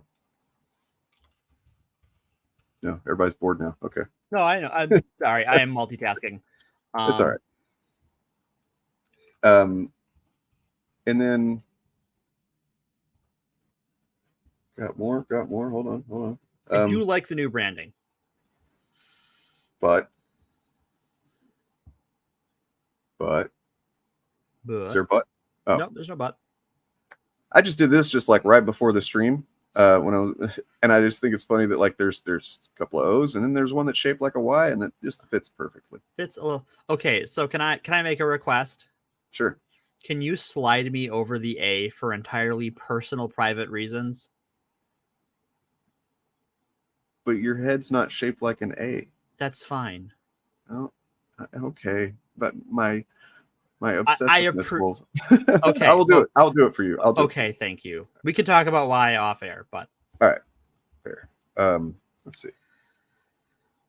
And then also, just to look, here's just a clear look at the thing. Man, that's attractive. That's sexy. It's sexy. That's just good. Can you pull up that art you did for my name? Yeah. Got that handy? I want to show this off. I fucking love this. Here we go. Yeah. So it was in the intro, but it was like just a yellow version to kind of match with the branding and whatnot. But yeah. I fucking love that art. I love it so much. It's so cool. Thank you. I want everyone to know that I appreciate all of Dane's stuff. All my stuff. All your stuff. All that junk. Yeah, it was just like gotten some new fonts, and then also the program that I use to do graphics and stuff, it updated itself, and it's so much better now. Like it was basically before it was kind of like an idiot's guide to Photoshop before, and that's what I've been using. Like I didn't ever make graphics till I started making YouTube thumbnails. Yeah. And that's, and then just recently they did an update, and at first I was like, no, things are different. And then I realized that like, oh wait, these things that are different make such a difference. And it basically is powered by Photoshop now. It literally says that on it, powered by Photoshop. Weird. So it's, I learned how to use Photoshop accidentally. And that's awesome. So yeah, the new branding, the new art, I fucking love it. High praise. Thank you. And 10 this, out of I 10. don't know if you caught this at the very beginning of the. Oh, not that. Yep, that. I did not catch that. That is. You want to talk about nostalgia bait, right? Like the faded horror sticker, like on the Blockbuster box, and that is really cool. They had to let you know that this is a horror movie, right? They had to. And then, I guess, see, I'm not sure yet on this one. Like, I don't know if should the podcast also be in that lettering or should have it like this. Ooh, I don't know. I don't either. Maybe I'll just alternate until. Yeah, you can alternate till one seems like the appropriate, or someone goes, that one fucking sucks. And then I did also want to highlight, I'm not sure where it comes from or anything, but just this anime version of the Inquisition guys. It is kind of amazing. I'm not gonna lie. And then yeah, that's about it. Oh, I also wanted to show off some okay, here we go. And in case Ryan is watching, so for this I used Pathfindery font for Morgan's name. Yeah. For mine, you got Wolverine. Yeah. And then Ryan just recently did a great review and retrospective on The Thing. So use The Thing. The Thing font, yeah. I 10 out of 10. Yeah. Having too much fun, and it's how I kill a lot of time. I used to do drugs. Now art's your drug. I used to make a lot of music and play guitar and stuff. I can't really do that anymore. Pinched nerve has kind of limited the shit out of me in that regard. But right here, I've got a couple things. Oh, did this variant with praise Bill, praise old Goldface, praise them both. That's my shoulder angel and my shoulder devil. Got some Gordy posting I wanted to do. Good old Gord posting. Look at this guy. Oh, look at him. Look at him. And then because you mentioned it, this guy. Oh, there you go. Yeah. I am a Dudist priest as well. Yep. So if you need anybody to marry you, me or Morgan, maybe both of us could do it. I don't know. You're gonna have to fly us to wherever you are and put us up in a hotel and stuff. But make that a Patreon tier. For $200 a month, we'll after a year we'll fly out and do your wedding. After a year, once we've accumulated enough money, yes. Right. No, we'll come out and yeah. Anyway, just wanted to show some nice things after the horrors of this episode. Well, I'm gonna take a palate cleanser. This has been a heavy episode, from Alice Cooper to the Inquisition to Ron DeSantis. I want to talk about how much I enjoyed the first 2 episodes of Ahsoka. Oh yeah, fuck yeah! All right, really good. So we're gonna fap on Fapcast. This is the post fap, and Andor is, I think, of the Star Wars series, the TV series, the one I have absolutely loved. I like the first season of Bad Batch. I like the first season of Mandalorian. I haven't got a chance to watch second season of Bad Batch, but Mandalorian fell off hard for me. Boba Fett was fine, but Andor was sort of the crown jewels, as it were. And I was kind of worried this was going to be more towards those second 2 seasons of Mandalorian versus something I would like. And for whatever reason, Ahsoka just hit it for me. In a way I did not expect. Same. Yeah. And I like the characters. I love the 2 Dark Jedi. Mm-hmm. I love that. Ray Stevenson, R.I.P. Yeah, Ray Stevenson. May he rest in the Force. But just he's such a presence on screen, and it has this he's a different sort of dark side character, where like there's this like pragmatism to him, and this like he's not jumping around, he's not Darth Vader, but he's still this Large man. Yeah, just, he's big. He's a large man. They're just such a cool intro, and then like with Sabine on the speeder bike with the rock music, it was a little Guardians of the Galaxy for me, but I'm like, she's like a punk, because in the Rebel show she's like a punk artist arsonist, because she makes all of their ordnance and stuff they use to blow up Imperial facilities, right?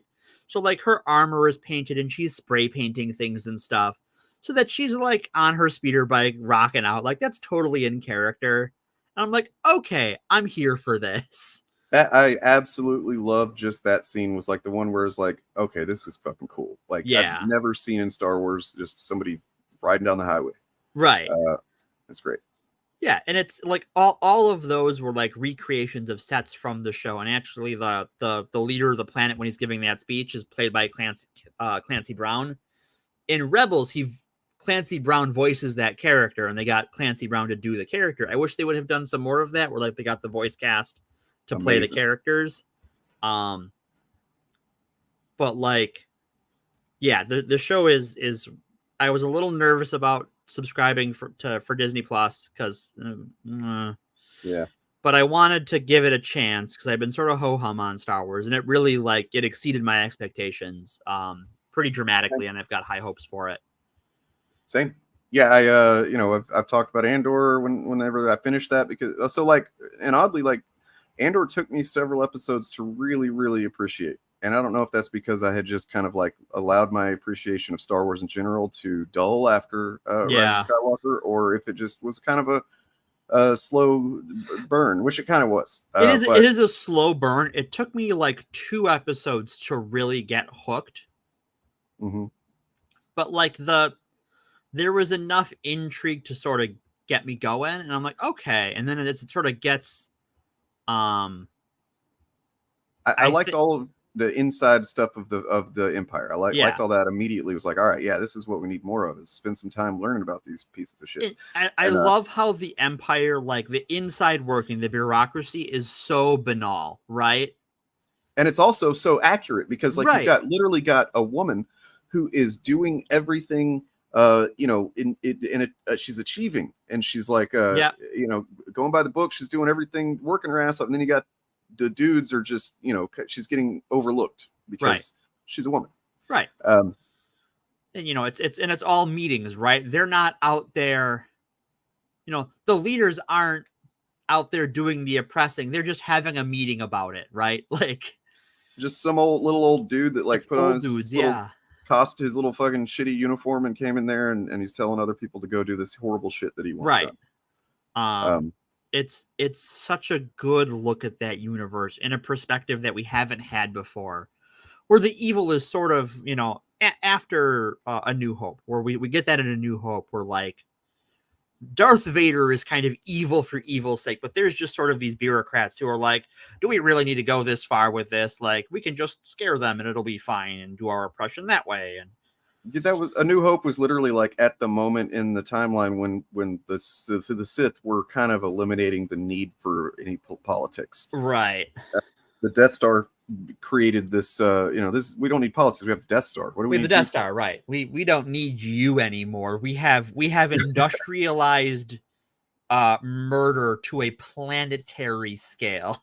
Yeah, talking about genocide. Right.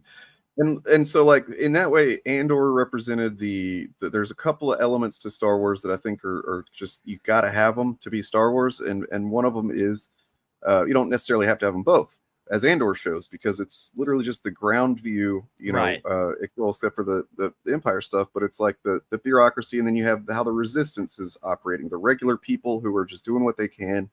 And even a guy as Cassian starts out is like, I don't even give a shit about any of this, Right. And it shows how he gives a shit once it affects him, and that's sadly, what it takes sometimes. But anyway, and it also shows that eventually, fascism's gonna affect you. Right. It will always, you will not escape it unless you resist it. And you can resist in a whole bunch of different ways. That's the other thing that's really interesting about it, about Andor, is that you see how everyone comes to resist. Yeah. Yeah. And the resistance isn't necessarily, all fighting. The same. Yeah. And it's not all, you got people that are just doing their regular day-to-day jobs, and sometimes they have to pass a message or whatever. Right. And then the other part of it, of Star Wars, that and I'll be honest, I think I appreciate it more. I know everybody's like, the hot take now is, we need more stuff like Andor. It's like, man, but this Jedi shit, as soon as it popped off in the first episode of Ahsoka, I was like, all right, I'm feeling it again. I'm feeling this fucking connection to this Jedi shit. You're feeling the Force. Yep. Feeling the you Force. need that mythic mystery, right? Because when we're introduced to the Force, sort of like when Andor, we're talking about like the elements of A New Hope that we see in Andor. In Ahsoka, we get the Force as a mystery in a way we haven't had in a while, where because when we're introduced to the Force in Star Wars, it's this thing that Luke doesn't understand, and there's this old wizard, and Han doesn't even believe in it. Han doesn't even believe in it, right? People don't believe it. They don't think it's real. His uncle thinks it's this crazy old wizard, and it takes him a while to come to understand it. There's this mystery to it. And that's really what drags you in. One of the things that drags you into Star Wars, that mystery that pulls you along. I will say just a retcon correction here is that Uncle Owen doesn't think he's just a crazy old wizard. He knows he's fucking shit legit. Yeah, he knows he's a crazy old wizard, and that's why he's scared of him. Yeah, that's why. He knows, and that's almost more terrifying, right? The Obi-Wan showed that he knew exactly what Obi-Wan was about. But right, I haven't watched Obi-Wan yet. I think I watched the pilot, and I was just immediately like, it's the opposite of that, right? It's like there is no mystery. What is it now with him? We're not talking about Critical Drinker. I will just say, go watch. I'll get the link for you, Philip. If you promise, you're gonna go watch it as soon as this is over. Turf Nation has a great video on it. We're gonna have the Nation's gonna have a video on it very soon. It explains exactly what's with him, but I wouldn't say now it's any different. Anyway, moving on. DJ did a really good Ahsoka video. If you want to check that out after you're done here too. Over on Eric's Reloaded, I think. Oh yeah. So, but yeah, so I think Ahsoka, with the mystery being this this artifact in this destroyed city, and you've tied in the Night Sisters, which is this different dark side order, that's not the Sith and not the Jedi, and just the layers and how you have tying old elements in the Inquisitors. But the Inquisitor guy with the spinny bladed lightsaber is different than Ray Stevenson's character, and different than Morgan. No relation. Mm-hmm. Your mom's looking for you, hon. Okay, so I'm back. Hi. Technical difficulties. Singing about technical difficulties right now. Anyways. So that we have these different Force traditions interacting and working in opposition and after different things, really brings that mystery of the Force back to Star Wars, in a way that I just fucking geek out about. Yep. Same. Yeah. It just it's good stuff, and I. Maybe it took them a little while to get a handle on this television show format thing with Star Wars, right? It's one thing to make a movie when that you have to say and do certain things in a 2-hour or so runtime, and although definitely George Lucas, I think, showed Disney what not to do generally whenever with the prequels. That's just my opinion. But I think they learned some of the wrong lessons there, because I think the sequels have their issues too, right? Yeah. And you get a high point. You get except Last Jedi. Yeah, except the Last Jedi, because it's perfect. It's a flawless movie. Absolutely, 10 out of 10. And I would say that's why Ahsoka, in a way, it does. I would say that if you're somebody who didn't like the fact that the Last Jedi kind of was, I guess you could say, cynical about the Jedi. Yeah. And about, at the same time, Ahsoka is also we're not really a Jedi anymore. Right. That's the other interesting thing, is that Ahsoka is, she's not a Jedi. She sort of has the Jedi ethics and morality, but she is not in her own mind a Jedi. She She's has like, abandoned that tradition. She's like a Christian who's like, oh, I don't go to church. My personal relationship to God is all that matters. Right. You know? And I think that's going to be an interesting sort of dichotomy as the show goes on, where you have Ray Stevenson's character, who is also a former Jedi who is working on his own. And he's a survivor of Order 66, just like she is. But where, like, he's abandoned the Jedi wholesale. She has, like, kept the core of what she felt was good about it and kind of discarded the rest. And I think that will be interesting. One second. Julia, read Death Trooper. It is a Star Wars zombie horror story. I fucking hate it. But people who like horror stories in Star Wars really like Death Trooper. But I don't care for zombie horror, so it wasn't for me. But people I know who like those things really like Death Trooper. So yeah, like I think Ahsoka, I think the show's going to go in good places. It has me excited for Star Wars in a way, especially when it comes to like Jedi-centric content. That I haven't had in live action in a while. Well, yeah, that's why I'm saying that. Like, I think it just those two elements, those two things that I just love about it, about Star Wars in general, that the Andor and Ahsoka represent those very, very well. Yeah. And I think that Obi-Wan, you know, it makes me kind of admit that Obi-Wan didn't live up to what I hoped it would be. Right. And, you know, of course, that's not because it's a bait and switch. It's just it's not a bait and switch. Yeah, like I think the problem with Obi-Wan, and I think like Andor has this problem a little bit too, because we know where he ends up, right? And we know the end of Obi-Wan's story. We know, like, for all of the like, oh, he's gonna fight Darth Vader again. We go into the show knowing, you know, however many times they fight in the show, that neither of them die. Right. Well, but then you know, they did find some way, like the you know, the mask being destroyed, and there's the whole moment between the two of them where like there's some stuff that makes it worth it, right? Right. But there's some good money shots, but like it's hard to have drama there, and I think that's like why they used Leia as a character, because we don't really know much about her childhood, and why the Inquisitor character was so important to that story, because she's a wild card. Right. We need an antagonist we don't know about.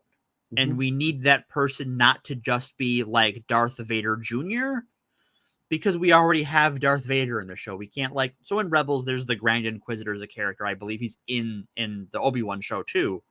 But he's kind of just like the stand-in Darth Vader in Rebels, because we're not going to use Darth Vader all the time because that's too big a bad guy. But he's the sort of menacing, implacable dark side force user guy. But you can't have that in a show where Darth Vader's your primary antagonist. So you need a different type of bad guy. So with this, Bob, by the way, shut up, Bob. But also, I'm sorry, I'm just going to do that forever now. But like, you know why, right? The comment. Did you see the comment the other day we looked at, where somebody was trying to do a psychological, you know, manipulation on Bob in his comment section? Oh like, no, I don't think I think I missed this part. So fucking stupid. This long comment where somebody was like, Bob, you know, I don't like your channel. I don't like your content or anything like that. But like, you could do a lot better and be with the people that, you know, they're telling you to shut up all the time. And just like, so now you're telling me to shut up. Yeah, now, because literally never told them that before. We've never right. You've never said that. Yeah. Nonetheless, I've had this idea for a long time, and it's, I really think, an unexplored, you know, kind of character thing that like, when you think about Yoda at the end of Revenge of the Sith, and then you think about Yoda in Empire, something happened there. He has fucking lost it. He is like fucking bonkers crazy, basically, from living on Dagobah. I want to see a show where it's just like a psychological fucking character study of him just losing his goddamn mind on Dagobah my God. by himself.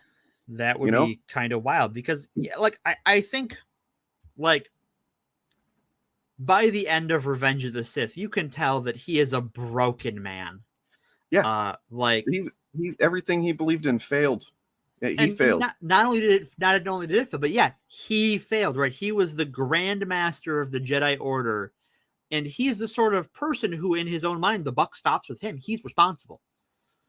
Not only did he fail, but the thing that he was responsible for was manipulated to work against them and to achieve to cause this. its own demise. Yeah, like and yeah, that has to weigh on the dude. And then he's by himself, basically. Who knows if anybody visited him or anything? He's nobody, right? Like, as far as we know, nobody came to visit, and like that, he lives because he has to hide himself, and because there's such a strong presence in the Force. He has to hide himself next to this dark side cave that causes Luke hallucinations. I don't want to live next to that for 20 years. That sounds bad for my mental health. Yeah. Well, right there, all of the elements are in place. Are there for a crazy psychological horror. Apparently, so in I see people talking about Ewoks in chat. There is a mode in Star Wars Battlefront 2, the more recent Star Wars Battlefront 2 that they added after they toned down all the microtransactions and stuff, all the gambling, because they got a lot of pushback. There's a mode where everyone is either playing as a stormtrooper or an Ewok, and it's at night. And if you're playing a stormtrooper, you don't respawn when you die. And it's at nighttime, there's no lights or anything. It's the Ewok firelight torches and stuff. And it's just, I've watched people play it, and it's just like a fucking horror game. Yeah, as you're just respawning means that you die, you're dead. As an Ewok, do you get to climb up in trees and drop down on them and shit? Is that something? I guess so. Yeah, you move around. And they because you have spears and not blasters, they can't see your attacks, right? You have bows and arrows and spears and stuff. You don't see it coming, so you're shooting into the dark. And yeah, the only thing in that cave is what you take with you. But the Force is a dark Force element that influences whatever it is you take with you. Right. That's the thing. It's going to play on your fears. Same thing with Luke and the thing in the cave under whatever cave in Rey in The Last Jedi. Yep. So yeah, it causes you some shit. It's like taking some bad acid. Whatever happens is going to happen because of some stuff that was already in your brain. Right. It's going to, and I think that's sort of the beauty of, and this is when we talked about the in the Morgan Forces of Diversity that Empire is good because Return of the Jedi is good. In the cave on Dagobah, right? We see Luke fight Darth Vader, and he cuts his head off, and the mask explodes, and there's Luke's face. If you kill him, you'll become him. And what does he realize when he's about to kill Darth Vader in Return of the Jedi? If I kill him, then I become him. And it all pays off. Further expound on that, which we'll be doing in our Critical Drinker video, me specifically. That's why Luke in The Last Jedi makes perfect fucking sense. People that fucking think that he would never wield a fucking lightsaber. Look, you're literally talking about a guy who is the head of this religion, whether he wants to be or not. And at that point, he was still, definitely trying to build the organization of Jedi. Right. And then you've got the next Darth Vader times infinity, maybe, or something. You don't know. Right there. And you can cut him up before anybody dies. You can make it go away. That is your job. Well, and also you know that you have that weakness in you, right? Because you were there and you were about to do it. And that kid has that same potential you do. Has that same Darth Vader seed in him, right? Mm-hmm. And so yeah, the fact that he, honestly, it would have been it would kind of twisted canon had he not had the impulse to fucking kill him. Right. I'd say maybe in his sleep, but that was because he had that feeling while he was there in his sleep. So it was okay, but and he does it right. Perfect sense. And then the fact that another thing, they want to act like it's a big deal and wrong or whatever, that he didn't really do much in the movie to, he just kind of sat on a rock or whatever. Fuck you, man. You did not watch the original trilogy or you didn't retain anything. because the way he won is non-violence. Right. He won And through non-violence. And he definitely used non-violence to fucking re-spark the rebellion and to inspire everybody and to just kind of fucking troll dipshit Kylo a bit. Well, like, it is, when you talk about the philosophy of the Jedi in the old EU versus in the sequel trilogy, right? Like, when the galaxy is threatened with the ultimate evil in the old EU, Luke Skywalker turns into a Dynasty Warriors character where he whips out the lightsaber and is just destroying whole armies with the Force. And he kills the big bad guy and yada, yada, yada, right? He turns into Superman, which is I read the book and it was fine. I enjoyed it for the most part. I thought it was a little over the top. But it was fine. But in Last Jedi, Luke does the most Jedi thing we've ever seen. He wins an unwinnable battle. Right? The Empire has brought their walkers and their tanks and their Death Star super laser. And he wins it by sitting on a rock. He wins it by sitting on a rock and using the Force to trick everyone and defeat the Empire. They lose the battle because they couldn't. They took their eyes off the prize. Right? They go, "This is Luke Skywalker. This is the linchpin." And meanwhile, the linchpin is flying away. And he even gives his sister a kiss on the head. Yep. Says bye to everybody. Says bye to Stops and says bye to everybody. Even says bye to Kylo. He transferred an object across the galaxy with this power, as in the golden dice. Yep. And he says that the effort would kill someone. So you knew that was the tease, right? That he's not here, he's gonna die. And I remember watching it in the movies because I was so engrossed in the scene. I noticed when he walks out and the sand isn't moving underneath him because there's that thing where the sand is white, but as soon as it gets disturbed, it's the blood red crystal underneath. And I'm like, why isn't the sand moving? And then they start fighting. I'm like, wait, the sand, that's not just an editing error. That he's not here. I kind of had the realization right as it revealed it because I was too many times did he avoid getting hit, he wasn't swinging back and stuff. Was never swinging back, yeah. And then right at this moment that Kylo figured out, I was like, wait, why is his hair different? Right, because it doesn't look the same, right? Yeah, Luke looks different.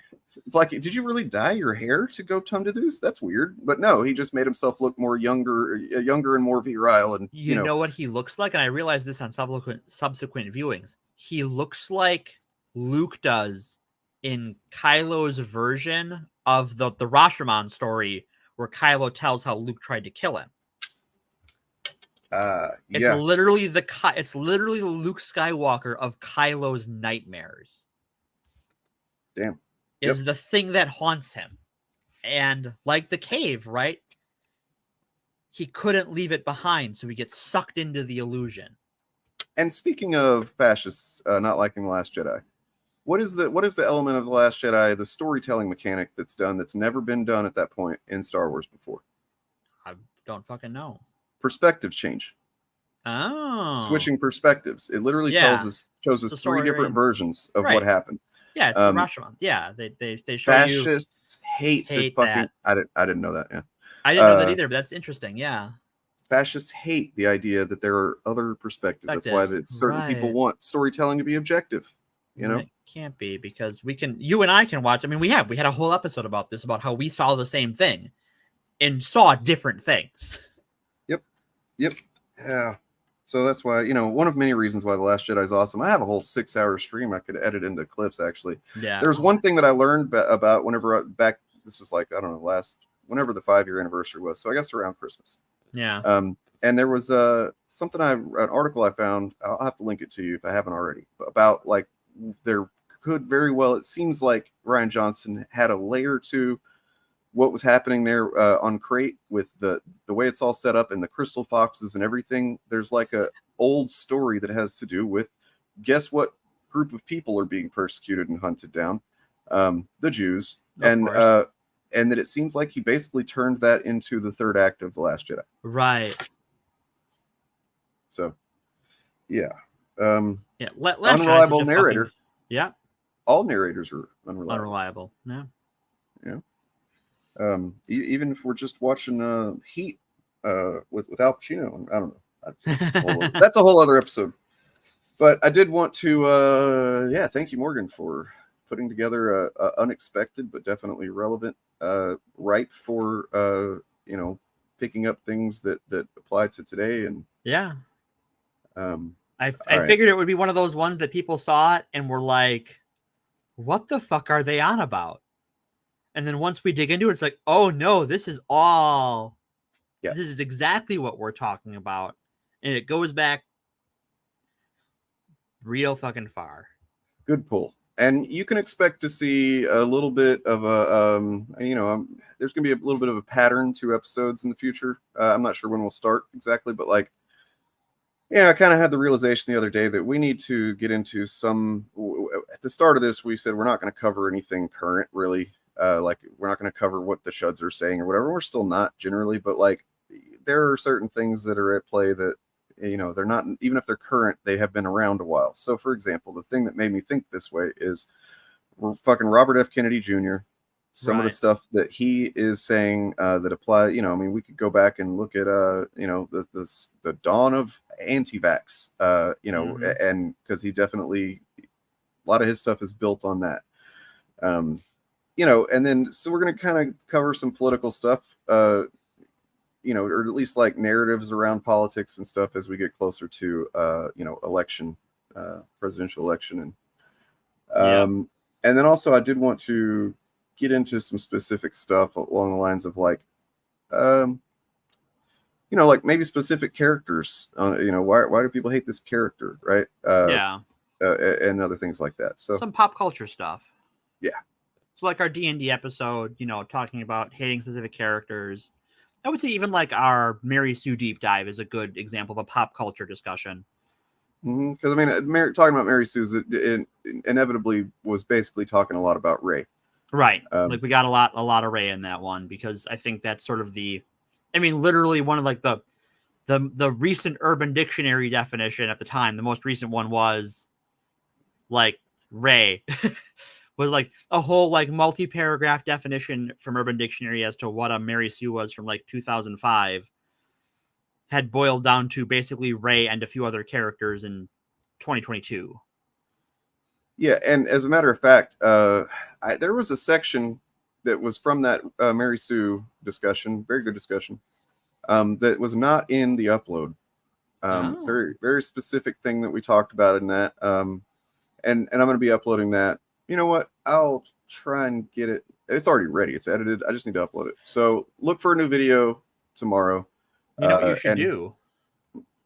Maybe you should preview it on Patreon. You can put it a day early for the patrons or the people who have subscribed and follow you on Patreon for free. I think I already did, but if I haven't, if it's up there, it's probably just for the paid patrons. But okay. Tell you what, follow me for free on Patreon. I'm going to upload it to there tonight. So if you're following me there, you can watch it. But I'll give you a little teaser here. Ooh, I love a teaser. I guess Mahler talking about, Rey. I don't know what video it's from. Who cares? But this guy is among the, if not the number one content creators, people who push this idea of a Mary Sue, and in particular Rey. He's one of the main culprits. So this is his genius, explanation as to why. So, to review, her literal flaws are: she wants to find people to love and give her guidance. She believes in the good of people even if they are evil. There is nothing wrong with this heavenly creature. No hardship or cross she has to bear. You guys seen any problems yet? Or? Oh, I'm so mad right now. Is that it? The only way. Yeah. So there you go. There we go. We fapped Mahler a little bit. And we a little bit, yeah. Mahler's definition of a Mary Sue, and it was pretty fun. And there's some pretty funny, and I think enlightening stuff there. Check it out. Previewed on Patreon, and then probably here sometime during the week. But yeah, do we have anything else? No, We've been going for 3.5 hours. I could use some water, and it's a good time to wrap up. Rightio. Well, I'm gonna play a bit. I'm gonna play a song. You play a song. I'm going to say goodbye to everybody then. Yeah. Goodbye, everybody. Please, Goodbye, everybody. Thanks for. Go ahead. Oh, yep. Thanks for coming out. Hit like and subscribe. If you've got some money to throw at the Patreon, throw it at the Patreon. Throw it hard. Throw it fast. Throw it very hard. Yeah, hit me right in the head with it. I don't care. Put it in my underwear. You know. Just slide it on in there. Yeah. Anyway, this is a song from a band called Nothing But Thieves. It's called "Can You Afford to Be an Individual?" Very good song. This is a live performance because hopefully I can avoid a copyright that way. But all right. Yeah. Peace. Oh my God!